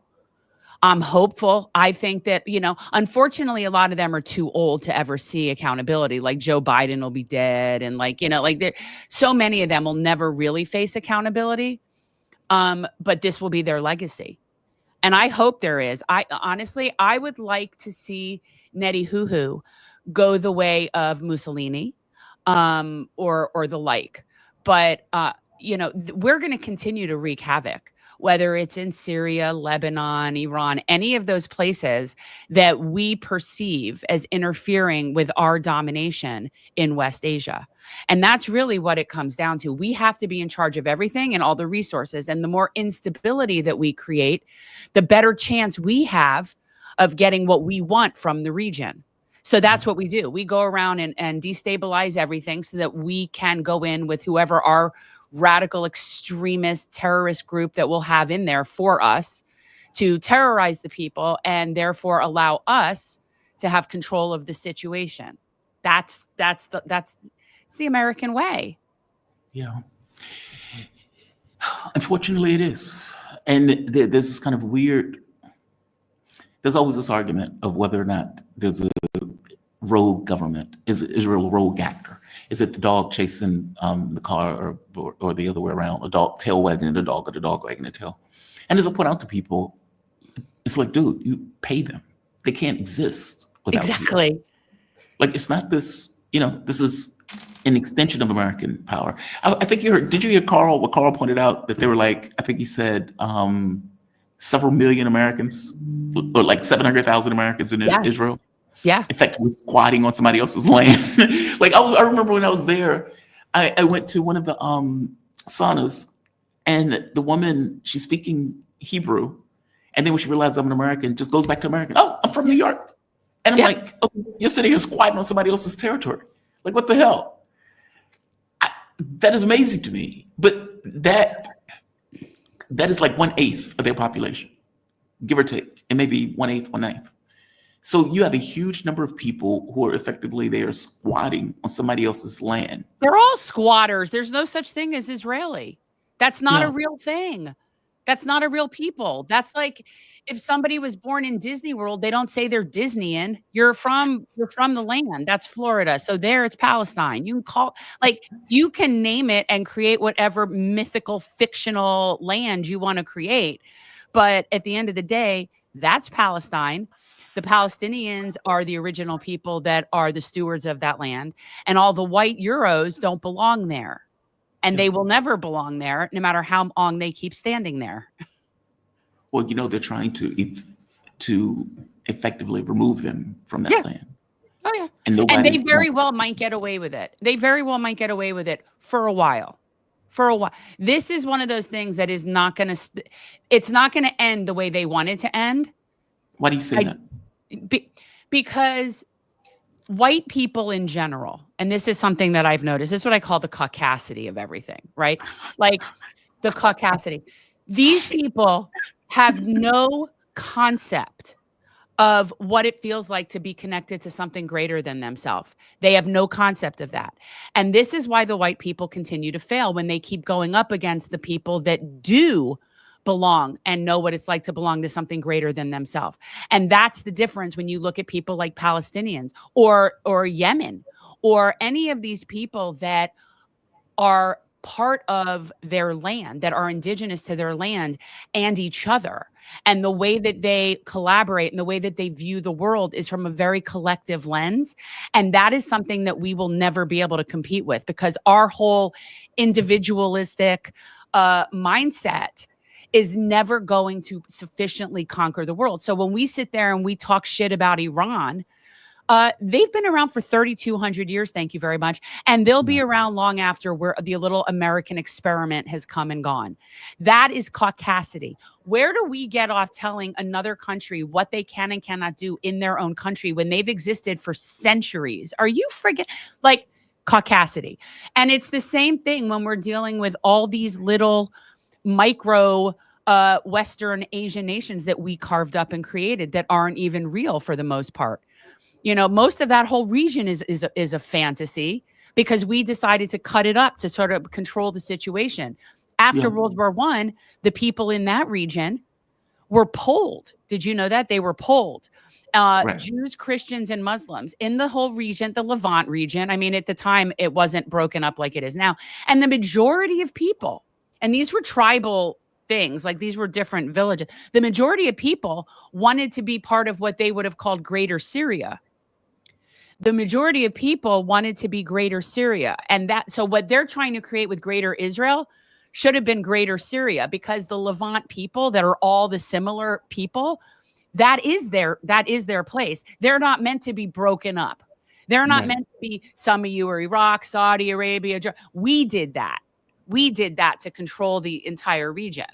We decided, okay, you belong to you because this guy will negotiate with us. We could put our little king in Jordan and he'll sell his own people out to us, and we can control it this way. But no, it's this complete, we have no, white people in general, seriously, do not understand the concept globally of connection to the earth and connection to each other. And that is why, to me, ultimately, they're going to lose. So we'll be long gone, and the 3,200-year-old Persian civilization will continue to be just fine. Well, assuming that the earth doesn't implode from climate crisis, but just, you know, we come along like we've been here for what, a blip? And we're walking around telling Iran and China and India and all these like great civilizations what they should be doing. Caucasity. And I honestly, I'm just so disgusted with it all the time that we ooze it. No, you're right. I can't say you're wrong. It's the Western world came at a certain point where they were able to gain military superiority. But that's just military superiority. That doesn't make you better. And might does not make right. Right. Kind of. People go at me on this, but you are what you can defend. Like, it doesn't make you right.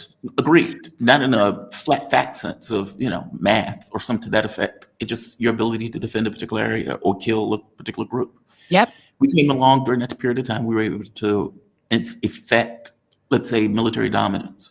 Military dominance, though, it doesn't make you great, if that makes sense. It's just it has no real longevity.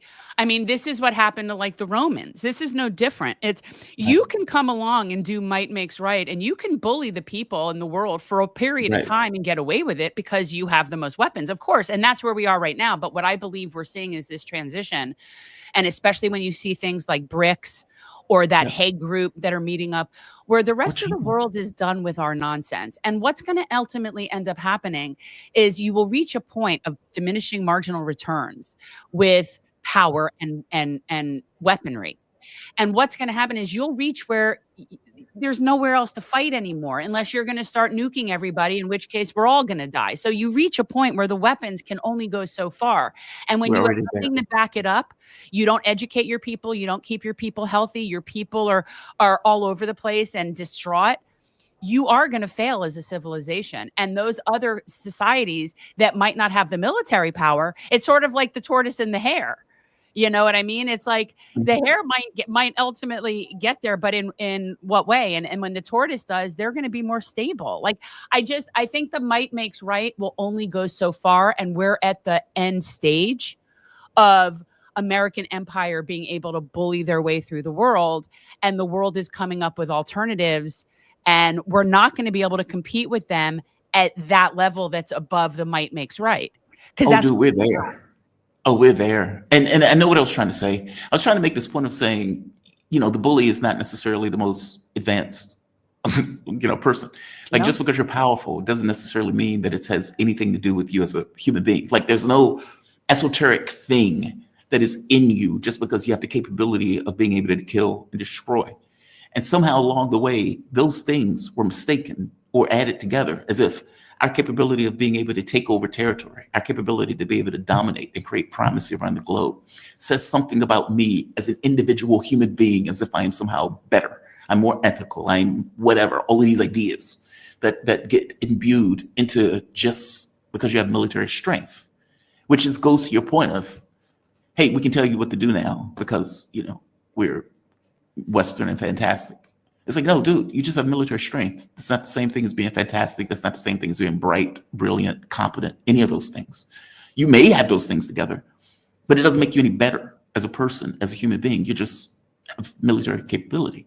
And I agree with you. But I think from my point of view, we're already there. Like the moment, it's one thing if I have a military advantage that I can affect and I can win. Meaning, yeah, I may lose people, but I ultimately can win this conflict definitively. It's another thing when we are at a stage where we can end the world.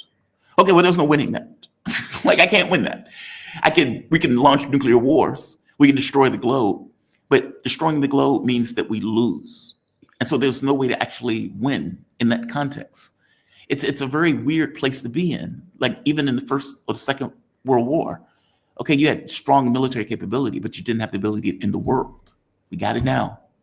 We have it now. So where that can go is terrifying. Where any country, even Israel, can say we're going to take our ball and go home, which means we're effectively going to destroy the globe if we can't maintain. And it will be Israel. Let me tell you, of all the countries in the world that should not have access to nuclear weapons and that I think would be on the forefront of destroying the whole world, it is them. It is those psycho Zios.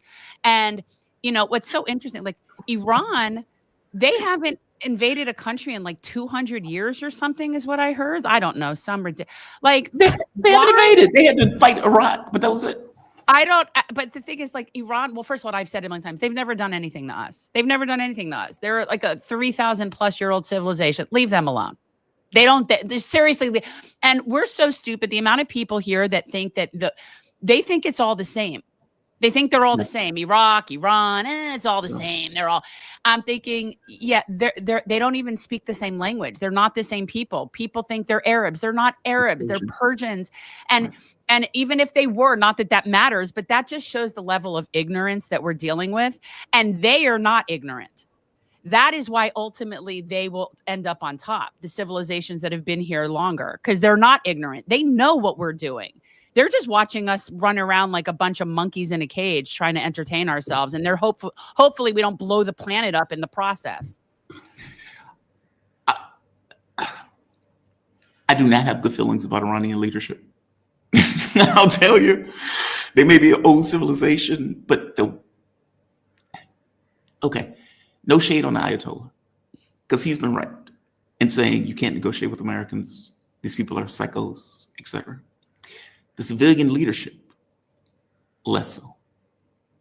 Like these reformist governments that are, they can see a monster with blood dripping from him, walking through the valley, going from one country to the next. Syria, Iraq, what is the other one? Libya. Like meaning you see a monster going through the countryside, murdering and killing as he goes through, just Frankenstein, just ripping people apart. And he comes to your door with blood on his fingers, knocking at the door. And you think to yourself, I think we can negotiate with that monster. Right. It's like, no, dude, you can't. You can't. It's like, I live here. I'm telling you, you can't. And they're like, nah, we think we can talk to them. And what happens? They get into these negotiations and people like me are like, dude, they are going to attack you. They are gearing up for the attack. And I would have people on this channel and they would say, well, rationally, Israel wouldn't do that. Why do you think that? Why do you think that? They said what they were going to do. There were policy documents about what they were going to do. Why do you think they say, well, rationally, they wouldn't do that? And then Israel attacks. And it's But like, Israel's yeah, the most obviously attack, I guess. irrational. Israel's very existence is completely irrational. There's Is it? nothing rational about the existence of the state of Israel. It's based on this false sense of fear and security that was sold to the Jewish people. I mean, there is no sanity and rationality with the entire concept of Zionism. So I disagree. why would we expect a completely irrational place based on irrational fear to act rationally? Oh, I disagree with you on that one. Yes, I agree with you that they used the Holocaust. I mean, They preyed on the fear. Yeah, they preyed on the fear. Yeah, I agree with you, 1,000%. One of my guests was talking about, because I was bringing up, I was like, Black people don't act that way. Like, you don't hear us talking about slavery or Jim Crow every opportunity that comes up. And he says those things are very different. And he was explaining to me how in Israel, they like take children to like the gas chambers and stuff. Like they beat it in them constantly as a drum to, you know, like any moment the Holocaust could happen again. Well, look at what happened to you. And so you have this group of people who were effectively brainwashed. Yes. For the entirety of their childhood, growing up into a certain mindset. Because he was yes, like, I was one of those. I was one of those people. Were you?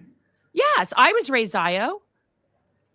Interesting. How did I you thought break out you of knew that. It took me years to deprogram. I was raised Zio, and what I was going to tell you is we teach Ashkenazi Jewish kids in the West. I can't speak about other Western countries, but here for sure, what you're saying about that brainwashing, that happens here. That doesn't just happen in Israel. We are completely brainwashed to believe that if there is no Israel, Jews are not safe in the world. Interesting. I mean, because the reason why I say it is rational, because a lot of this stuff is just about power. Like, it's not about right or wrong. Like, they're not going after Iran for right or wrong reasons. It's just, we want to get rid of them because they exist. We want their resources. We want territory. We want control. It's just that. It's not about, you know, are these guys are really making nukes? They don't give a shit about the nukes. That, like, Iran for the last 20 years, from my point of view, they should have built those nukes. They should have had those nukes. I don't see why it's our just the nerve of us to tell any other country what they can and cannot have in their own country. Like the mere discussion that we seem to be able to have about whether or not Iran should or shouldn't have. Who the fuck are we? Like, I find that we're even having that discussion so unbelievably outrageous. And so does the rest of the world, by the way. I told us that one day. I told us that one day. And he said, like, who the hell are you? Or something like that. He didn't use hell because he's a religious figure, but he was like, who are you to tell us what we can do in our country? And I was like, you should say, who the fuck are you? That's how I feel. I see it all the time. I don't understand how in the world can a bunch of American talking heads sit around and discuss what another sovereign nation should and shouldn't do and be allowed to do with any real sense of like credibility. And they sit there and discuss this like we have a valid say-so in the matter.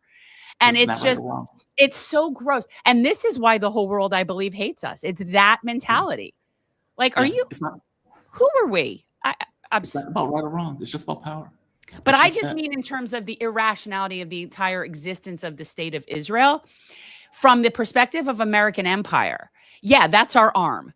That's part of American empire. When we talk about the tail wagging the dog, if they can't exist without us, then we're the ones in charge. That's how I look at it. I don't care what anybody says. If you foot the bill, you're in charge. They couldn't be doing what they're doing without us. That makes us be in charge. But the concept of Israel in terms of how they built it, how they created it, how they perpetuate the mythology, all of that whole story that they teach. So it's not that different from our mythology in this country, but like the whole mythology is completely irrational. These are not rational actors. These are not reasonable people. The people in charge are psychopathic, but the people that are there are, for the most part, brainwashed, useful idiots. They have been so brainwashed from birth and fear-mongered that that's just their way of being. That's what I mean. Like, these people do not think rationally. Nothing about, and I'm talking about the main people, not the powers that be. The powers that be, Yeah. I think you're right. They don't. They know. They want greater Israel, and they don't really care. And they know that Iran is what stands between them and conquering the entire western part of Asia. So, but the people who thrive off of this idea of a Jewish state, those people, there's nothing remotely reasonable and rational about any of their mind, their thought process, their arguments, nothing. It is completely irrational. But that's required. That's what I guess I disagree with the rationality argument. From my point of view, if you were trying to create this, fictional thing and come up with a justification to be able to kill, maim, create an apartheid state in a Muslim world, you need that. Meaning, how can I say this? You need a narrative, a story. You need to come up with a useful lie, or noble lie, as they call it. This is not noble in this case. In order to get all of these people to be able to justify murdering a huge number of other people, meaning you can't have Israel without that. No, you need to manufacture the consent. Yes, which they've done with the narrative of, hey, if you don't have Israel, you're going to die screaming, you're unsafe, et cetera, et cetera, et cetera. I think you require it. That's why when you say it's not rational, it's required. There is a rationality around it, even though it's disgusting. Right. No, but I mean, it's not based on truths. It's based on a fiction that all Arabs hate us and want to kill us. And that was the main thing that's taught to us as, Jewish Zios. I mean, that was the way it was explained. Like, Arabs are animals, Arabs hate you, Arabs, they would kill you if they get the opportunity. That was the way it was taught. Yeah. Wow. Yeah, we're taught that. And so when you're taught that, you really believe that everything that's done to keep that secure and to keep the Arabs in check is ultimately for your protection. And it's this complete warped, and of course, looking at it now, it sounds absurd because I can see it now. It's absurd. But when they're in it, they really believe that Arabs hate Jews. They want to kill Jews, and that all they want to do is destroy the state of Israel, which, well, now that's probably true because it's a self-fulfilling prophecy. But then again, I want to destroy the state of Israel. So, we're all kind of with you there. But no, and what's fascinating is the inherent racism in just saying that, because, and this is, I have such a pet peeve with the term Arabs because I don't know what they're talking about. And I always say, who's Arab? What does that mean? Who are you talking about? Do you mean they speak Arabic? Do you mean that they're brown? Do they have to be from certain countries strategically, geographically, for you to think they're Arab? What does Arab mean? What the hell does that mean? Who are you talking about? Are you talking about Egyptians? Are you talking about Palestinians? Are you talking about Pakistanis who speak Arabic? I don't know what you're talking about. So that's the problem with Arab, is it's a white creation, I think, of creating an entire group of people that isn't even a group. What is that? What does Arab mean? What does that mean? Well, I mean, I guess it depends on how it's used.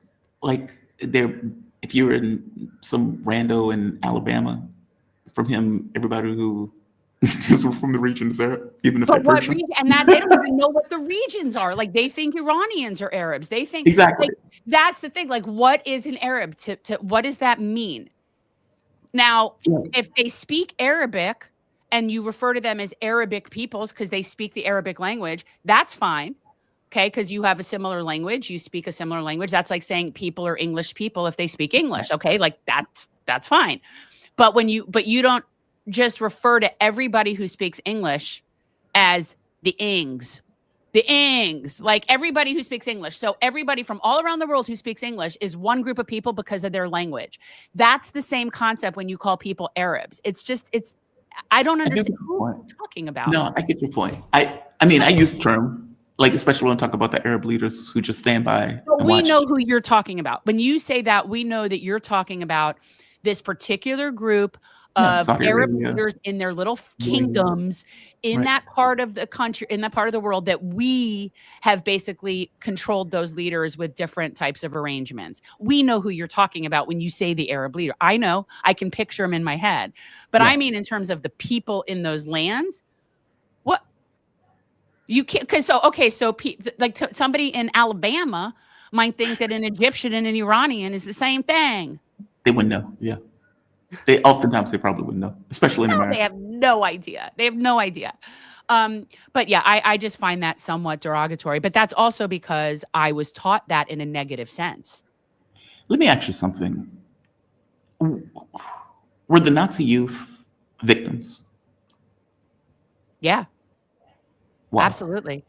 Well, and I have felt this way whenever I see children being indoctrinated in any way, really, like in any way that is extreme, where it would be like take over their life. Okay. So when I see the very Orthodox Jews raising their kids in those communities, it bothers me too, because you're essentially not giving that kid a choice. I mean, Right. yeah, okay, legally, when a child turns 18, they might have a choice, but if you have done the You've indoctrination, already programmed them. Yeah, they've already programmed them. you have no choice. And so when I Yeah. see any sort of indoctrination for children that puts you in a position where you don't make your own choices and question things, so it's just pure indoctrination, I do find that to be abusive.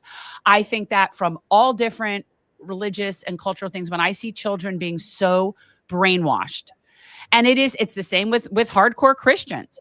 When I see Yes. kids brainwashed, so like when your entire existence is based on a brainwashing, then I feel like that's abusive. And they do not have a choice. You do not have a choice because your brain isn't even fully formed. So, are the state of Israel victims? I think that That's a hard one. That is a hard thing for me to contemplate because of you've what they're got doing. two things. You've got post-Holocaust Jewish victims that in the creation of the state of Israel, that was a safe place for them and a home for them. So these are people that legitimately were victims of a Holocaust that then are now there and have reproduced and have also reproduced that trauma response, fear-based mindset, which, by the way, it does affect our genetics. So now you've reproduced people that are actual from victim mentality first. That's the first group of people.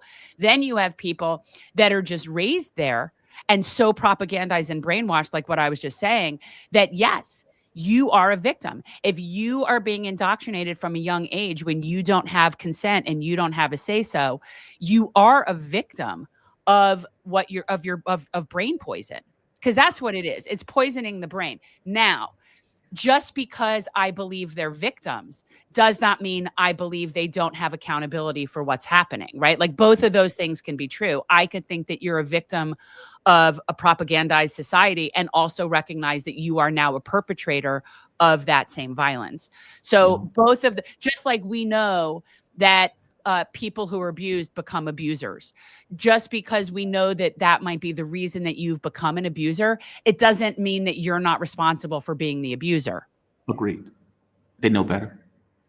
They know better. They obviously They don't think Palestinians are people. That's rough. That's the always ultimate rough thing. one to They me. do Yeah, not that's see rough. them as people. And that's the brainwashing that has occurred from birth. And when you are trained from birth to see other people not as human, it's not as simple as you could just say, treat others as you would want to be treated, because they don't see them as other people. Yeah, when somebody else told me that, it shocked me. Because he was trying to get the point across to me, like, dude, you don't get it. Like, you're not in the headspace in the way that they are indoctrinated, where they're That's what I'm telling you. etc.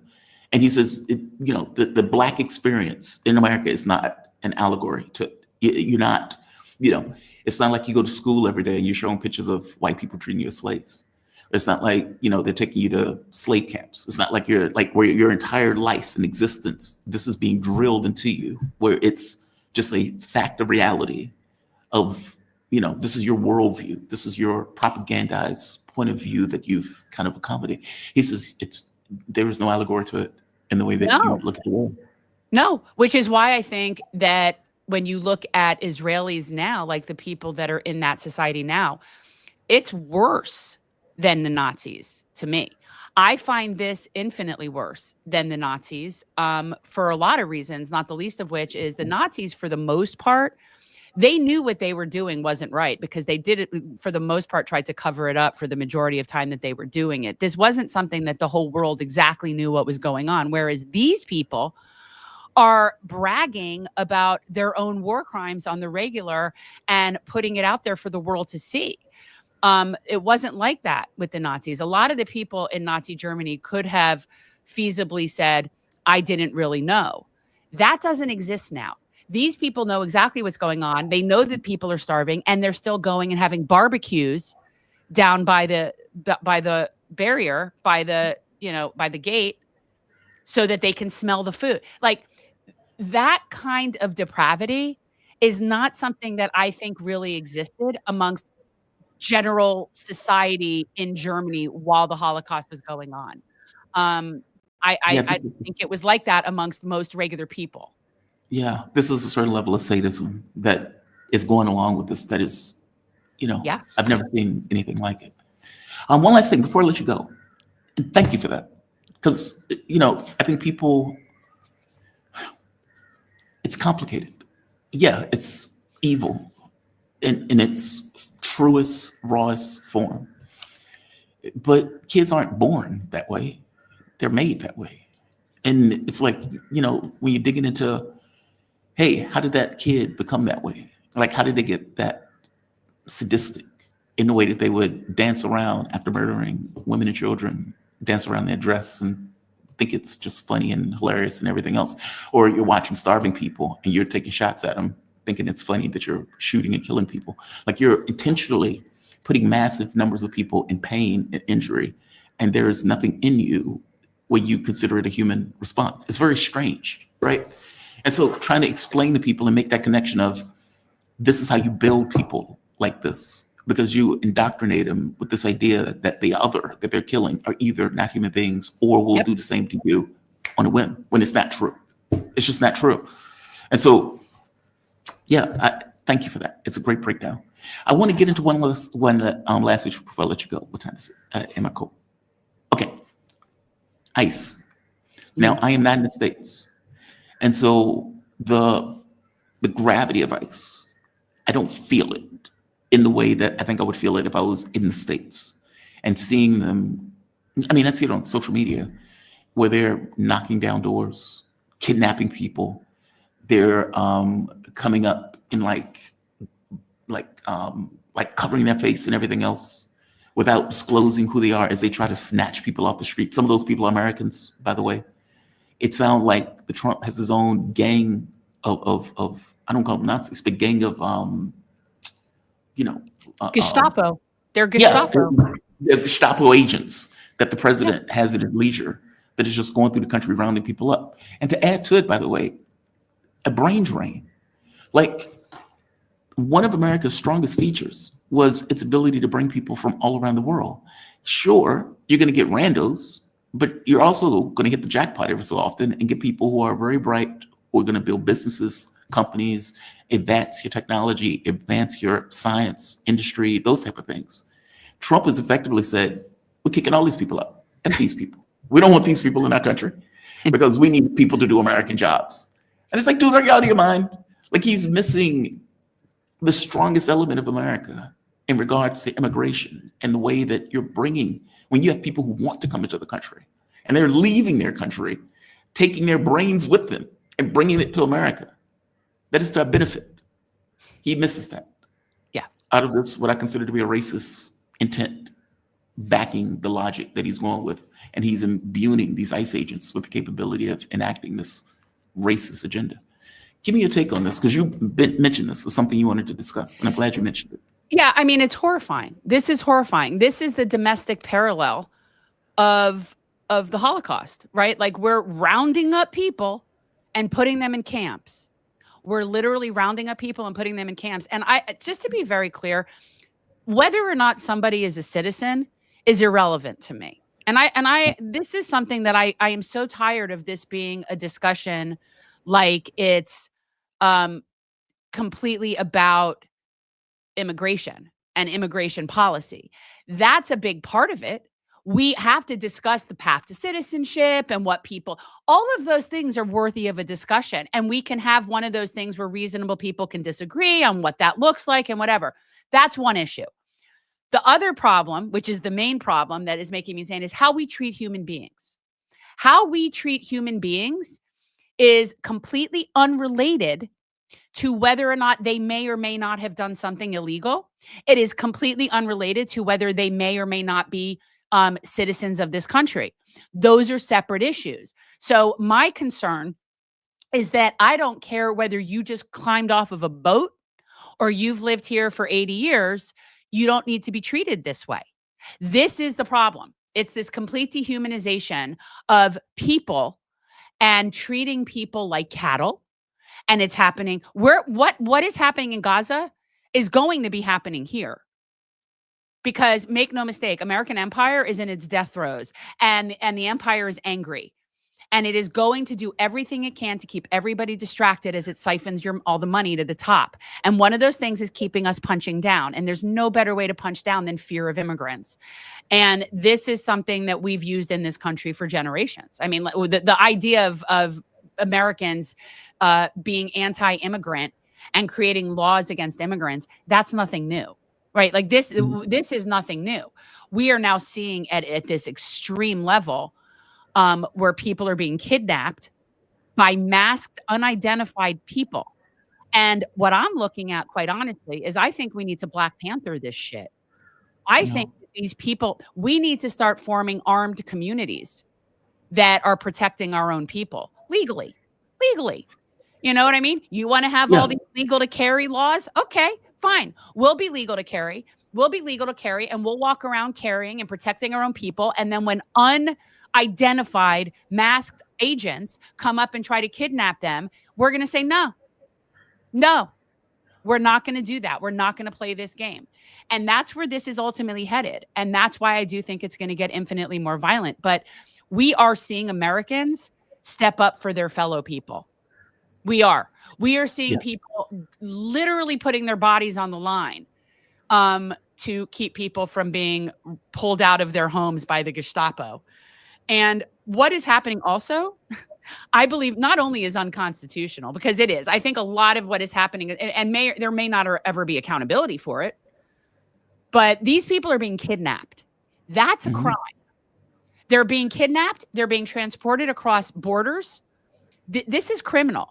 And this is a criminal enterprise. So as far as I'm concerned, anybody involved with the ICE thing, those people should be brought up on RICO charges at some point, because this is a criminal conspiracy that is like an organized crime ring that is taken over our country and is rounding up people and putting them in camps. They're not going to do it. And I know it's because there's a profit motive. Stephen Miller, we know for a fact, they got some Nazi. Profit incentive. They got some Nazi. The private prisons. Yeah, the private prisons. They make a shitload of money off this stuff. Yeah. Yeah, so, and I'm tired of arguing with people about the immigration thing, because I am willing to say, all right, not everybody gets to be a citizen on day one. I mean, look, personally for me, I'm an open borders, live and let live. I don't care. Like, I think the whole nationalism thing is ridiculous, but I'm that person. But even with those, right? Like, why do we care if they want to come here? We're not giving them citizenship. They're not getting benefits. I know that ignorant people think that people just come here and just get benefits without having a social security number or any sort of resources, but that's just not true. But I don't understand. Like, if somebody wants to come across the border and go find a place to stay for the night or go live with somebody, I don't care. Why do we care who wants to come here versus who is a citizen? Which, okay, I understand. Like, we could have rules about that. Right. You know, but I just, why can't everyone just come? What's the big deal? I am not an open border liberal, I will tell you. I think countries have borders for reasons. Everybody live and let live and kumbaya. Look, if we had a world where everyone had healthcare, everyone had education, everyone had a stipend, everyone had then okay, fair enough, right? Like, you can make those agreements. That's not our world. Like, there are differences in countries. There are, I mean, even from the standpoint of work, I would prefer Americans have jobs. There are limited jobs. Like, there are, I have no issue with immigration as a rule. I have no issue with immigration, but countries should control their borders. I am one of those people. Now, I would probably disagree with a lot of Republicans because in their minds, oh my God, they're criminals, they're taking our jobs, et cetera, et cetera. But I don't think that's the way it works. Oftentimes, many of those immigrants who come into this country, they're making jobs. They're building, I think it's like 40% of the companies or something were created by immigrants. They have a higher capacity for making companies or whatnot. So I'm not against the immigration thing, but I do believe in borders. And I think I have to use jobs. I shouldn't have said jobs. That's probably not the best example. But when somebody crosses the border that they're not supposed to be across, right? What's the proper cause of action? What's the proper response when somebody crosses a border that they're not supposed to be across, right? How do we then treat that person? Because to me, what we're talking about is when you say open borders, there's two things. There's the physicality of people literally coming into your country physically, okay? And that to me just doesn't matter as much because quite honestly, we have enough space. We have plenty of space. The space isn't the issue, okay? So the real issue is then resources, right? Like what resources? And that is something that could be overseen and controlled through whatever your citizenship process is. And in fact, it already is. I know people like to think that the immigrants just come here and get things, but that's just not how it works. Now, yes, if you're born here, you do get to go to school here. Right. But the idea Which of I'm with taking you with. away, Right. but the idea of getting rid of birthright citizenship is insanity. I think it's insane too. I think it's nonsense. Like I think we miss the fact that we're an immigrant country. Exactly. And maybe it's our terminology where we're bumping heads on. When I say open borders, I mean like there's just no borders. Like it's just anybody And comes what in. would that and why would that and what would that look like? But shouldn't we know who's coming into the country? Shouldn't we have some idea of like a census? Like shouldn't like Well, how do you have a take your country if you don't have a census. border? You can do those things. Like here's the thing. So let's say every 10 years you're doing your census. Well, only the people that have addresses. So it has to be somebody who has an address. That's who you're counting. I mean, that's always the way it's going to be. But why can't you do that with people coming and going? Like, What's wrong with having an immigration system? That's there's the part nothing I'm wrong with it. There's nothing wrong with it. I just don't understand why.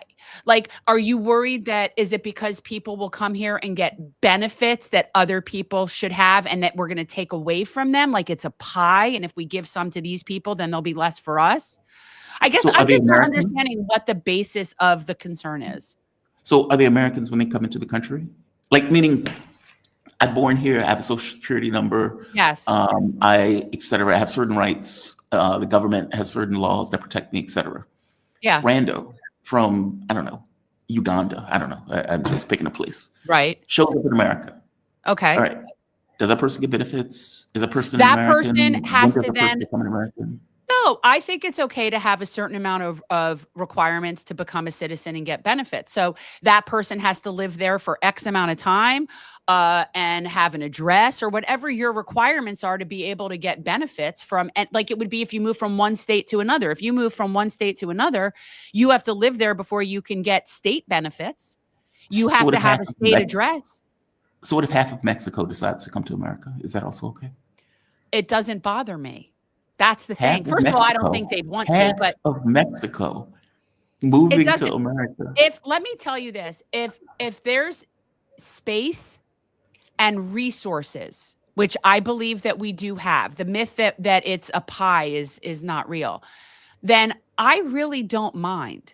Geographically speaking, this country has plenty of space. We do. Mm-hmm. There's so much unlived, untouched space in this country. You wouldn't know it because everyone wants to pile in the same places. Right. But the truth is there is enough space here.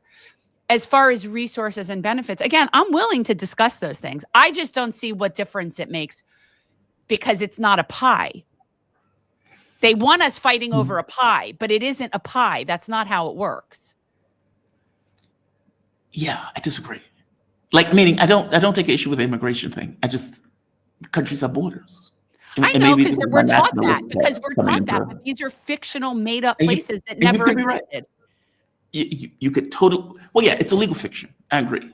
Look But what we it did has to consequences. Afghanistan. We did those. The problem is this. This is my biggest problem with borders. Okay. And again, this comes back to the caucasity thing. Okay. Is that more than 40% of the world's borders were created by Britain and France. No, I agree. So that's Agree. the problem with borders, is that they're such a fiction. If we actually had borders that were really representative of cultures and populations, and in some cases it's better than others. Like some cases you have more of a, like Japan. They're all Japanese in Japan. Like, I mean, that you've got certain borders that are clear, but like Afghanistan was never meant to be a country. That's not a country. That's a whole bunch of different tribal kingdoms that we put together and said, okay, now you're a country. That's not how this is supposed to work. So Jews moving into Palestine, would you still say that? If who? The Jews moving into Palestine. I don't mind there being tons of Jews in Palestine. There could be tons of Jews in Palestine. I have no problem with the Jews moving into Palestine during the early Zio period. And neither did the Muslims. The Muslims and the Palestinians didn't care, by the way, either. That wasn't the problem. Agreed. And just to be clear, Jews, Muslims live together forever. Oh, like meaning this idea. So let's talk about, we're talking white Western Jews. Okay. Yes. Because the Palestinian Jews, they've always been there, right? We're talking about white Western Jews. I don't care with people moving wherever they're going to move, but it still needs to be run in a democratically based way. So meaning that it can't be an ethno state, because it would have to represent the bulk of the people there. Yeah, there's the rub. Okay, I feel you. And just to be clear, when we were talking about Semitic, Palestinians are Semitic. Like they're literally Semitic. These groups live I'm not a Semite, which is why when you see all these white people playing the anti-Semitism card, I'm looking around, I'm like, okay, so where's the Semite? I don't see any Semites here. Who the hell are you to tell me? Bunch of white people telling me I'm anti-Semitic when they don't even know a Semite. You've not met a Semite, but yet you're telling me I'm anti-Semite. I actually like the Semites. Jen, I agree with you on the way we treat immigrants. Yes. I agree with you on this notion of ICE being this kind of Gestapo force that seems to be above the law in the way that they operate. I mean, it's just outrageous, some of the scenes that I've seen. I think we end that when we get to open borders. Maybe, look, I could be indoctrinated. Because you can't envision it.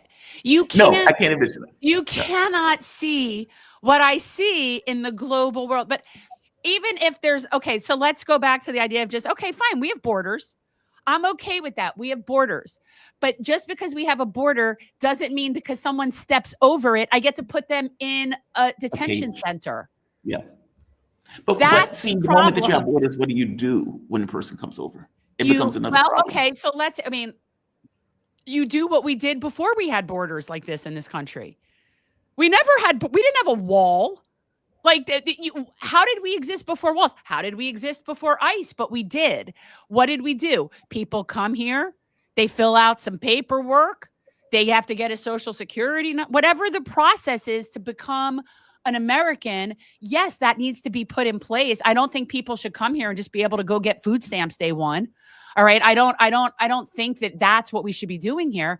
But I think whatever that process is, it needs to be the same for everybody. There needs to be two ways to become citizens in this country. One is for people that are seeking asylum and that are in an emergency situation. And that should be for whatever it is, whatever your situation is. And two, people that just want to come here.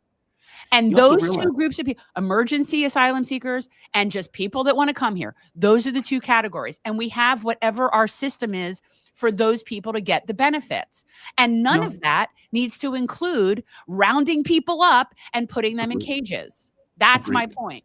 You also realize, though, if you don't have borders, you don't have a designation of where your country ends, which means America can continue to expand into Mexico, or America continue to expand into Canada. Right. Now, for that reason, that's what Israel does. By the way, where Israel's like, we're not going to find a border. But why can't you have borders, but there doesn't need to be a wall there?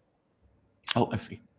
You can have your country's borders, but that doesn't mean if I'm down in Mexico and I walk across the border because I'm walking there, so what?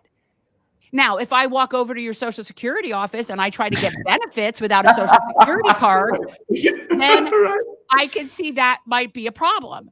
But why does me stepping over a fictional line matter? I'm just standing here. What if I had universal health care? Do you still see it the same way? Yeah, but you Americans should want still in be Canada there to for get healthcare. Yes, and I'll tell you why I see it that way, because every other country that has universal health care has it that way. My dad was in France a few months ago, had a total health episode, a total incident, and it was completely handled for free. But that's a random episode. Yes. That's not a And concerted he's not effort. a That's citizen. not like 50,000 Americans deciding, let's go to Canada to get free healthcare. But we don't have free healthcare, first of all. And yes, I think if we did, then that still needs to be, you need to have rules about how it gets, how people get access to things, how the resources are allocated. You need to have an organizational structure. So imagine, for example, what's happening in Gaza right now with the humanitarian foundation that's basically mercenaries killing people, okay? Right. That's one way of supposedly distributing food, is rounding up people in cages and killing them. However, if you had UNRWA and the other groups doing it, it wouldn't look that way. You would actually be able to be giving aid and support and resources and help to mass amounts of people without death and destruction taking place. So why wouldn't we be able to have that same concept here? If you have the resources and you have the will and you have, this idea that everybody deserves dignity, then there's no reason to not facilitate that. And that's what pisses me off. We have the capability. Agreed. No, on that I agree with you. Look, the moment that you make machines, you can produce what you need to produce. We make a choice. Yeah. For scarcity. No, I agree with you. It's just we have different political or governmental systems. Canada, for example, Canada at some point is going to be like, whoa, these effing Americans are using up our resources, and we're trying to have universal health care. It damages the capability of Canada to do it without them, us having something similar. Which is why we should just have global universal health care. And when you have global single payer universal health care for everybody, then it doesn't matter what country anybody's in, and nobody's going to come scam your health care. Agreed. I will tell you, and I can end on this. I was in Egypt, and I had to get treatments while I was in Egypt. And one of the Egyptians there, I didn't even realize the guy was German. He was apparently German. He offers me a cigarette. Him and I are smoking in the clinic, because apparently you can do that in Cairo. And he says, how much are you paying for this? And I tell him, and he's like, my government pays for this. So anywhere he needs to go in the world, Germany would pay for his healthcare, as just him being German. And by definition of him being German, he gets healthcare anywhere he goes. I was like, you motherfucker. Exactly. You motherfucker. Jen, that's I have enjoyed this. I think everybody wants to come here. I don't know why anybody wants to come here. Well, America is better than some, worse than others. Yes, better, especially than the countries we've destabilized, right? I mean, that's and we know that's a big part of it. But, I think people have delusions about this country that are just, if you are not exceptionally rich, don't come here. Yeah. Jen, I've enjoyed this conversation. I always enjoy it when you come on. That's why I'm glad you accepted it, because I know always, even though let's stick with the 9 o'clock hour, none of this 8 o'clock in the morning. Fair enough. Fair enough. It's funny. I gotten so accustomed to doing my show in the mornings that it's like you wake up at 4, you get prepared and everything else. Your show goes on. Who wakes up at 4? You wake up at 4? No, No, I do not wake up at 4. Your show goes on at night. And so at the time your show is going on, I am winding down, but you're winding up for your show. It's just a weird thing. Yeah. Here, it's different. It's the opposite. And it is worse. And I know some people think, hey, man, doing a show at night is easy. It's not. I do my show. I really started around 3 when I started really thinking about, okay, what are you going to talk about? What are you going to talk about? And then around 7. When did you sleep? If you're up at 3... that's the issue. That's the middle of the night. Harder. That's why it's harder here. Because I start around 3 p.m. The show starts at 7, but I'm always conflicted on what to do. And so I have this hard time for those 2 or 3 hours of figuring out, okay, what are you going to talk about for the show? What are you going to talk about? What are you going to talk about? It ends at 10. So we are at 10:16. All right. It ends usually now. I may talk to the audience for a bit. So let's say 10:30, 10:45. Yeah. And it's like, okay, now I need to cut my videos. Cutting the videos takes a while because I have to think of titles and everything else. So by 3, 4 a.m., that's when I'm finishing up. And then you sleep for a few hours and then you repeat the process. That is harder than getting up at, let's say, 4 or 5 a.m., doing the show you finish cutting videos by 4 p.m. and then you go into your day. Yeah, the schedule is harder. Yeah, schedule is harder. Because you do all your own editing and stuff. Yeah, I don't have producers. I don't have. Yeah. I need to get a producer. I just have to show up and look pretty. Really? Oh, so you have producers and all that helps out with that stuff? I wouldn't say we have producers, but we do have someone that helps us, and for very, very little, because he just helps us. And he also has another job. We share a producer with Status Quo. Oh, Jordan. Yeah. Okay. We share Colin, who I've known through Jordan for years, and he's just such a good guy. And it's really a labor of love. But he does our clips for us and does our stuff for us and runs our show behind the scenes for us. And we're very fortunate. I throw a few bucks at him, but we don't make we just had our first month of having anything where I could actually make a payroll if I had one. Badass. Yeah, my ex wanted to be my producer. I didn't trust her. Oh. Like, there were things. That's a sign, Jamarl. That's a sign. Well, there are things that have happened in the past with her that created a massive amount of distrust, where I'm like, yeah, I appreciate that. But no. But it would have helped because, like, I have to trust that the person does the headlines right or the titles right. I have to trust that they put the right. Well, image. and now Peter does that. Peter does generally all of our titles and content stuff, and he'll often forward to Colin, be like, here's the timestamps, this is what I want. So really? It's sort of a joint effort. Oh, that makes it so much easier. I know. It makes it so much easier. Yeah. Jen, I guess I'm a hard ass. Always fun, Jamarl. Thank you for inviting me. Thank you for joining me. You have a good one, okay? You be safe. You too. Bye, hon. All righty. Jen Pearlman. Oh, just to give her bio, Jen Pearlman is an attorney, activist, 2-time grassroots congressional candidate. Jen is host of Revolutionary Change. It used to be Generational Change, but she's got a hard ass podcast. She's on YouTube. And check her out. Her show is very good. They invite me on their show every so often. The schedule is much better now for me to go on that show because for me it's 8 a.m. I can do 8 a.m. She's cool people. She really is. She really is. I really appreciate her. All right.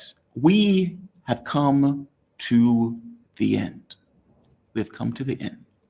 Let's look at chats and let's see. Captain Obvious, Simone Sanders. Captain Obvious, your name is perfect for that because you're right. I knew Sanders. I could not think of Simone to save my life. Thank you for that.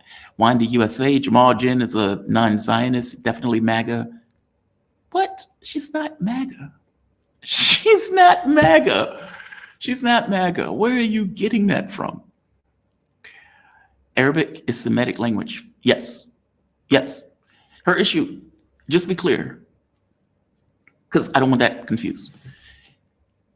Her main point is that she was raised in this kind of Jewish household to be a Zionist. And what they learn and what they're taught is a heavy amount of propaganda from the time of their childhood where they're indoctrinated.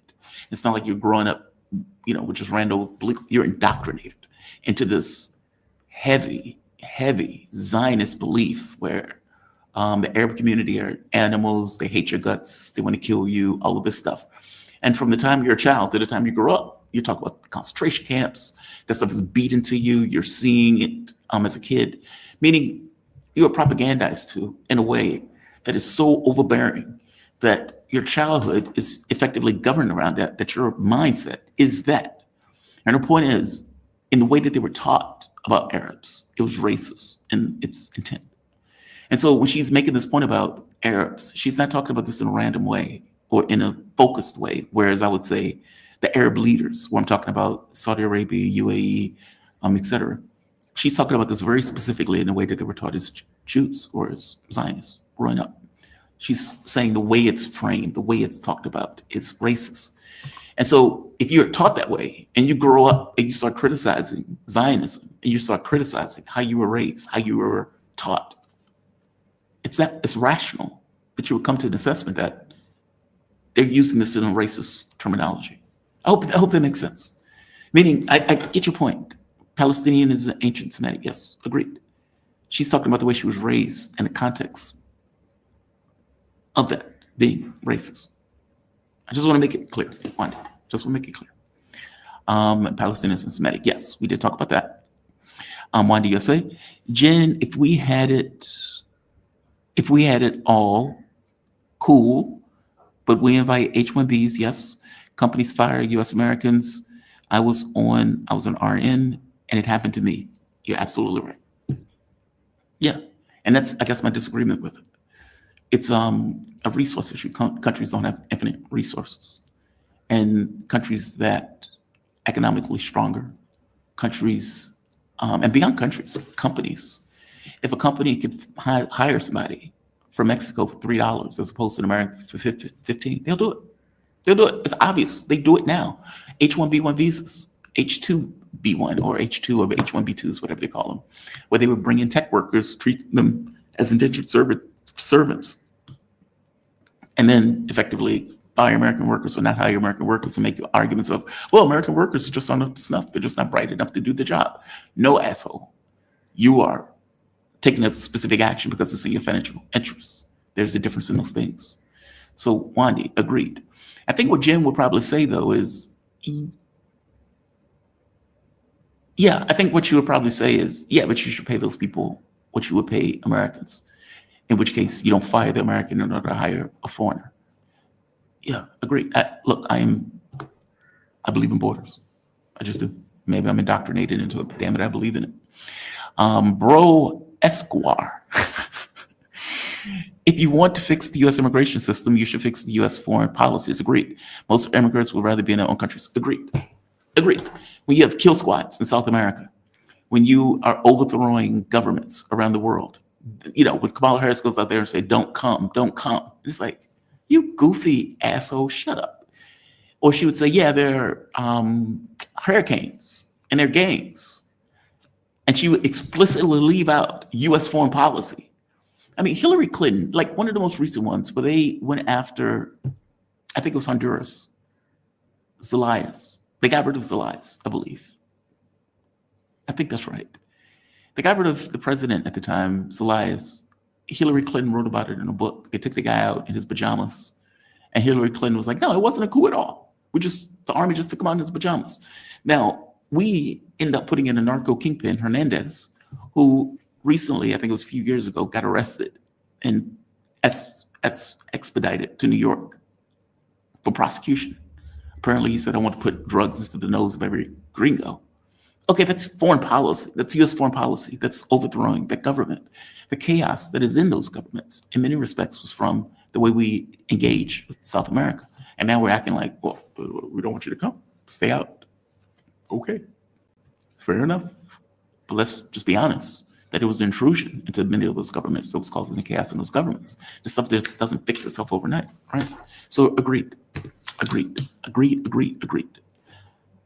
Wanda, you say, Jen, your white privilege, oh Jesus, still will make you above regardless of who comes. White skin was monetized in 1676. 1776 briefly negated it. 1787 brought it back. You're talking about Reconstruction, right? Yeah, talking about slavery reconstruction, where they crafted this idea of whiteness and blackness. She can't do anything about her whiteness. So fair enough, Wanda. Your white privilege will still make you above regardless of who comes in. Yes and no. Yes and no. When we're talking about white privilege, we are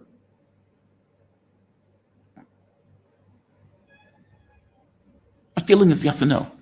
So if we're talking about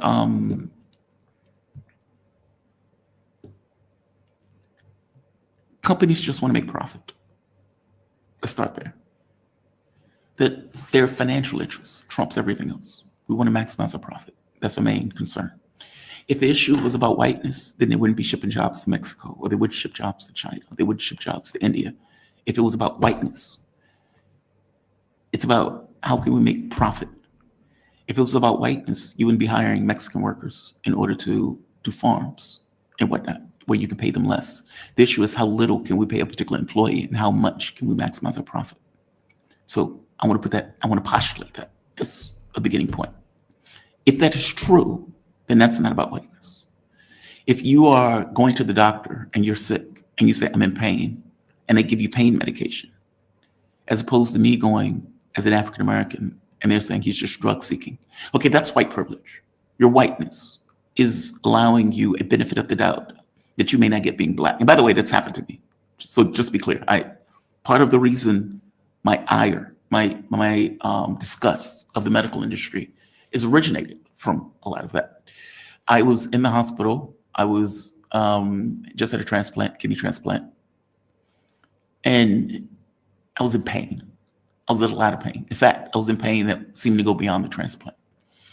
And as telling the doctor this, the doctor acted like I was just making this shit up and would not give pain meds and kept me in the hospital for over a week without pain medication, despite the fact that I'm having a fucking meltdown alone, saying I need pain medication without support in that process. Obviously, my point of view at that point, after, let's say, a year passes, and come to find out, I had like an ulcer, like an abscess, and the surgery was irritating the abscess, which was causing the pain. And at which point I told the doctor, hey, so I guess I'm not faking it, right? My rage, even to this day, like just astonishing rage. It's hard to put it into words. And it's part of the reason, the rationale why I am not going to be under the thumb of another doctor. I would die first. There will be no more transplants. I can't stand doctors under normal circumstances. I do not accept any notion of authority from the standpoint of nurses or anything else. If they want to set me off, try to take an authority position over me, it's that radical independence. My point is it left a mark. I'm saying that the white privilege thing gives you the benefit of the doubt in a way that you may not have into that situation. If I was white, they may have given me medication, as opposed to, oh, he's obviously pain seeking. This Negro is, you're pain seeking. If you are trying to get a loan, okay. Meaning the white privilege thing, I would argue, is for intangibles. There may be some jobs where your race defines it and gives you a better space, especially if you're dealing with just regular law. Everybody is equal in the case in that sense, and you may have a bias towards something in that way. But again, that's not a job issue. That's a white privilege issue where they're moving you into certain things. Like I'm saying, the white privilege thing is more intangible. It's a gray area of benefit of the doubt that you get that you may not get as a black person. When they were doing those research things where they would show a black hand and a white hand picking up a phone, and it's like, hey, which product would you buy? The white hand gets the benefit of the doubt, despite the fact that everything in the commercial is exactly the same. A black voice. Like, so I understand where you're coming from, Wandy, but I think it may be more intangible stuff. Does the cop give me a ticket or does it give me a pass? That, right? I could be wrong. I mean, if you guys think I'm wrong, say so. But that's the way I interpret it. Diane Thomas, great show, Jamal. Wandy is really on her game. Yes, Wandy is. Wandy has my deepest appreciation. She has given a lot to the show, and I thank her for it. Like I said, man, you guys make the show run. You guys effectively pay for the show. The show functions based on your support, and I thank you for it. Whether it's a like, whether it's a share, whether it's support through PayPal, Patreon, Super Chats, memberships, all of those things help the show keep ticking along. Who the hell is playing their radio at 11 o'clock at night? All right.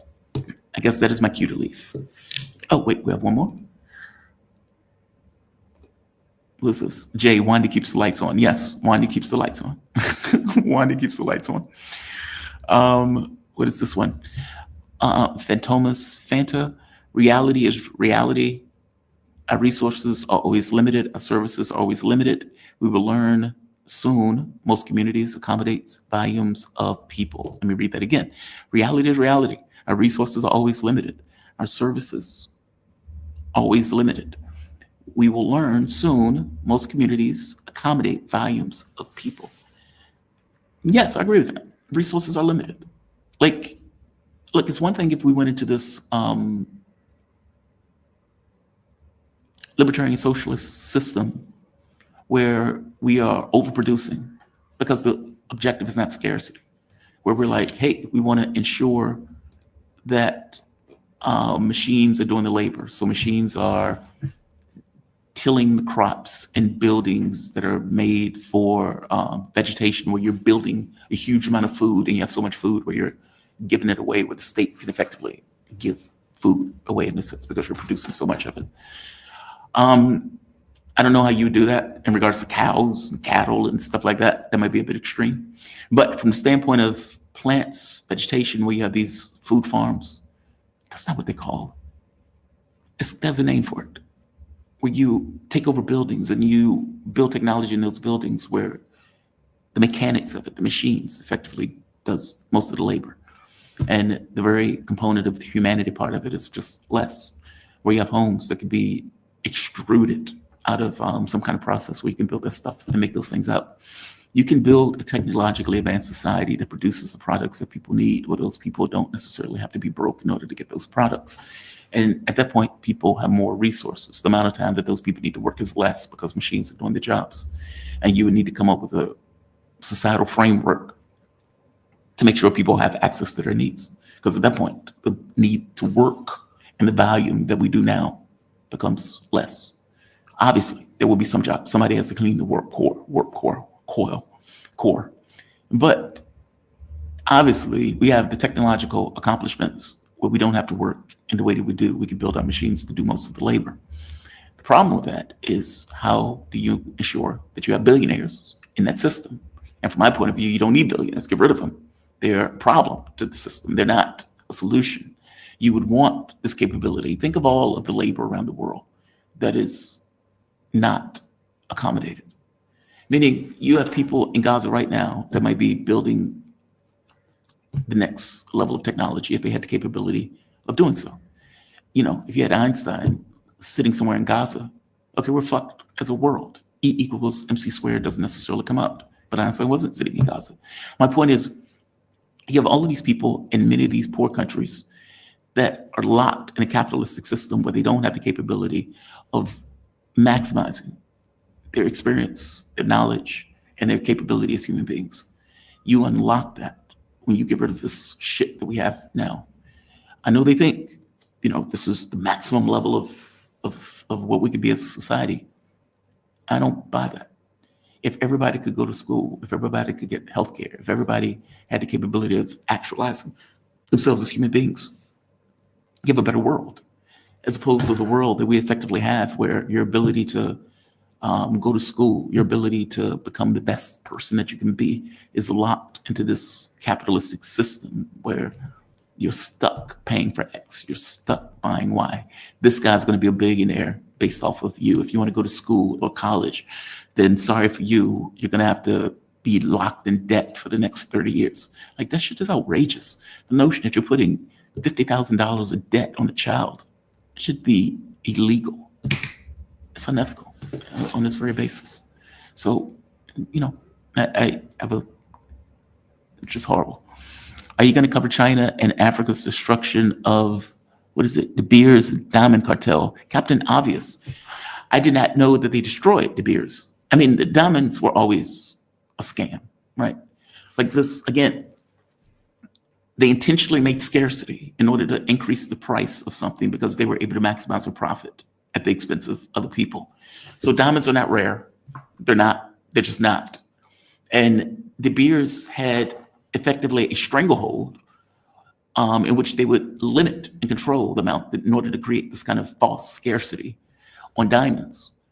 And so when you go and say, hey, I'm going to spend $10,000 on this diamond, De Beers says, thank you for that, because that diamond is not rare, even though you're paying for it like it's a rare rock. If China broke that cartel, God bless them for doing so. I don't care about De Beers making billions of dollars at the expense of everybody else. I don't care about this falsity that diamonds are somehow this rare commodity that people are going to spend their, house paycheck for, or their paycheck for God knows how long, in order to make some woman feel as if, oh my God, he thinks I'm special because he spent the amount of a house on my finger. Fuck that. Let's take a vacation. Let's go somewhere. Let's travel the world. I don't want to do no shit like that. If indeed that is what they did, they are doing God's work. They're doing God's work. So, Captain Obvious, I did not know that. You have just informed me, and I thank you for it. M. Sparse, what is that? Il Summer to help out. Oh, here's something to help out. Thank you for that. Thank you for that. I was like, what? Il Sum? Thank you. The show thanks you. Wanda USA, Jamal, Biden criminalized our black skin color in 1990s with the crime bill. I was 30. I felt the difference. Not just Biden, Bill Clinton also. And by the way, they knew that the bill was going to send more black people to prison as opposed to whites. When they did the difference between crack and cocaine, and they act as if crack was somehow radically different. And Joe Biden goes out, makes a speech. I don't care how they grew up. I don't care what they went through as kids, throw them in prison. Hillary Clinton with the super predator stuff. Yeah, they leaned into that stuff. They were called weak by Republicans. And instead of standing up for themselves, they decided to cater into the whole Democrats are weak on crime, so let's be hard asses on crime and let's throw black people in prison for much longer than whites for effectively using the same product. Yeah, you're right.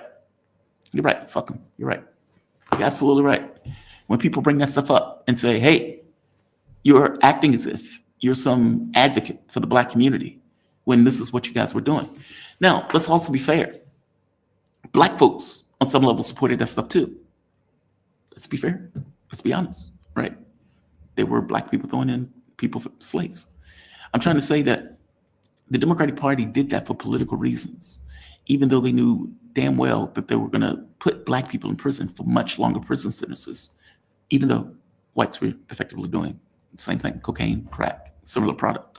You may say that one is for the rich, which is true, where rich people have more money where they can afford to buy cocaine, in which case that's less bothersome. That's less bothersome.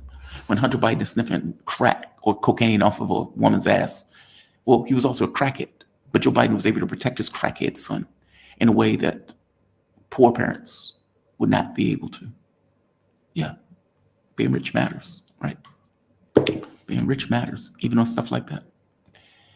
And Keith Alcock. Keith Alcock. Thank you, Keith. I appreciate it, man. All right, I'm going to end this. I thank you all for your support. I'm going to say like. I'm going to say share. I am going to say subscribe. What is this? I was once told the Black Caucus is just a white psyop. What is your take on that? Bad cookies.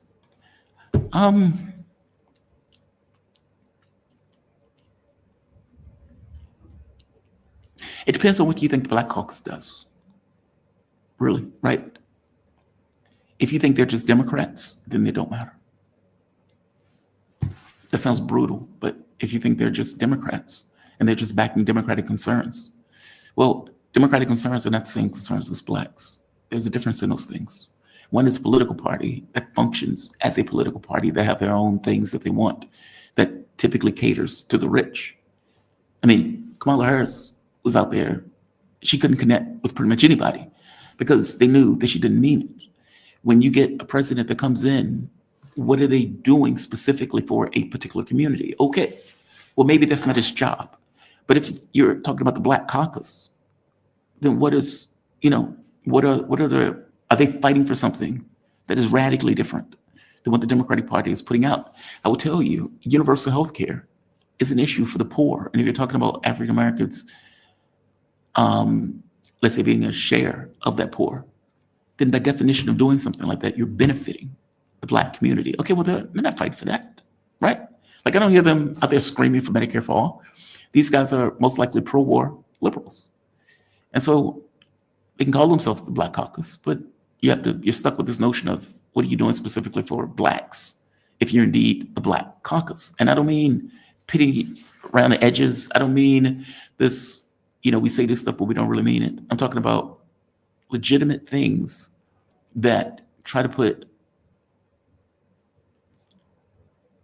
money in the pockets of people as they need it. Now, I got to be honest with you, universal programs would also do that. Healthcare, education. If you're poor and you now have access to education and healthcare, okay, that is traumatic for you. So, I would need to see what they're doing. I don't hear anything coming out of them. They're just Democrats, from my understanding. And if you're just Democrat, then you're pretty much just worthless. By the way, Republicans are no better. Me going after one doesn't make the other one better. Both are terrible. Both are pointless endeavors. Neither function on the interests of the American public. So yeah, I don't see how a bunch of people who identify themselves as something is like leave no child behind. Okay, did Bush program really need leave no child behind? Right? You can call it whatever you want to call it, but it is what it actually is. All right, I'm going to end this. I'm going to say like, I'm going to say share, I'm going to say subscribe. I want to thank all of you for joining me. There's no foment dissident asking me about Star Trek today. Here's one. Strom Thurmond was a Democrat who mentored Joe Biden. Black Caucus was 100% a PSYOP. Wanda, USA. Joe Biden liked Strom Thurmond. Went to his funeral, all that stuff, right? They can call themselves whatever they want to call themselves. As Gary Dixon just said, they're both toxic. Yes. Yes, they're both toxic. All right, I'm going to end this. I keep saying that. I'm going to say like, share, subscribe. Wanda USA, thank you very much. You have my deepest appreciation. All of you that have contributed, I have my deepest appreciation. PayPal, Patreon, Super Chat, memberships, Buy Me a Coffee. Buy Me a Coffee has apparently gotten big. A lot of people have been using that. All of you, thank you. All of you, thank you. You guys, Strom Thurmond like black women. Well, black women are things to be liked, right? They're to be liked. You guys have a phenomenal day. Signing off. I'll see you bright and early Monday morning, providing nothing takes place over the weekend. And by the way, I'm strongly thinking about having a birthday show. Like a birthday marathon. I guess that will be on a Sunday. August 31st happens on Sunday. We will see. We will see. But I'll let you know. He didn't like his black daughter. Well, he couldn't sleep with his black daughter. There's a difference, right? Women that are eligible to sleep with versus women that are not. The black women that are eligible, hey, I may like those. The ones that are not, I might not like those, especially if you're racist. So yeah, you guys have a good one. Be safe. Jamal, what do you mean birthday party? What do you mean by birthday party? It's not a birthday party. It's a birthday show. It's almost like a fundraising mechanism. It's like a marathon of sorts. It's a way to raise money for the show. At least that's my thought. We'll see. But if I do, it will be August 31st, my birthday. 6:05 a.m. That's when I was born. You guys have a good one. Be safe.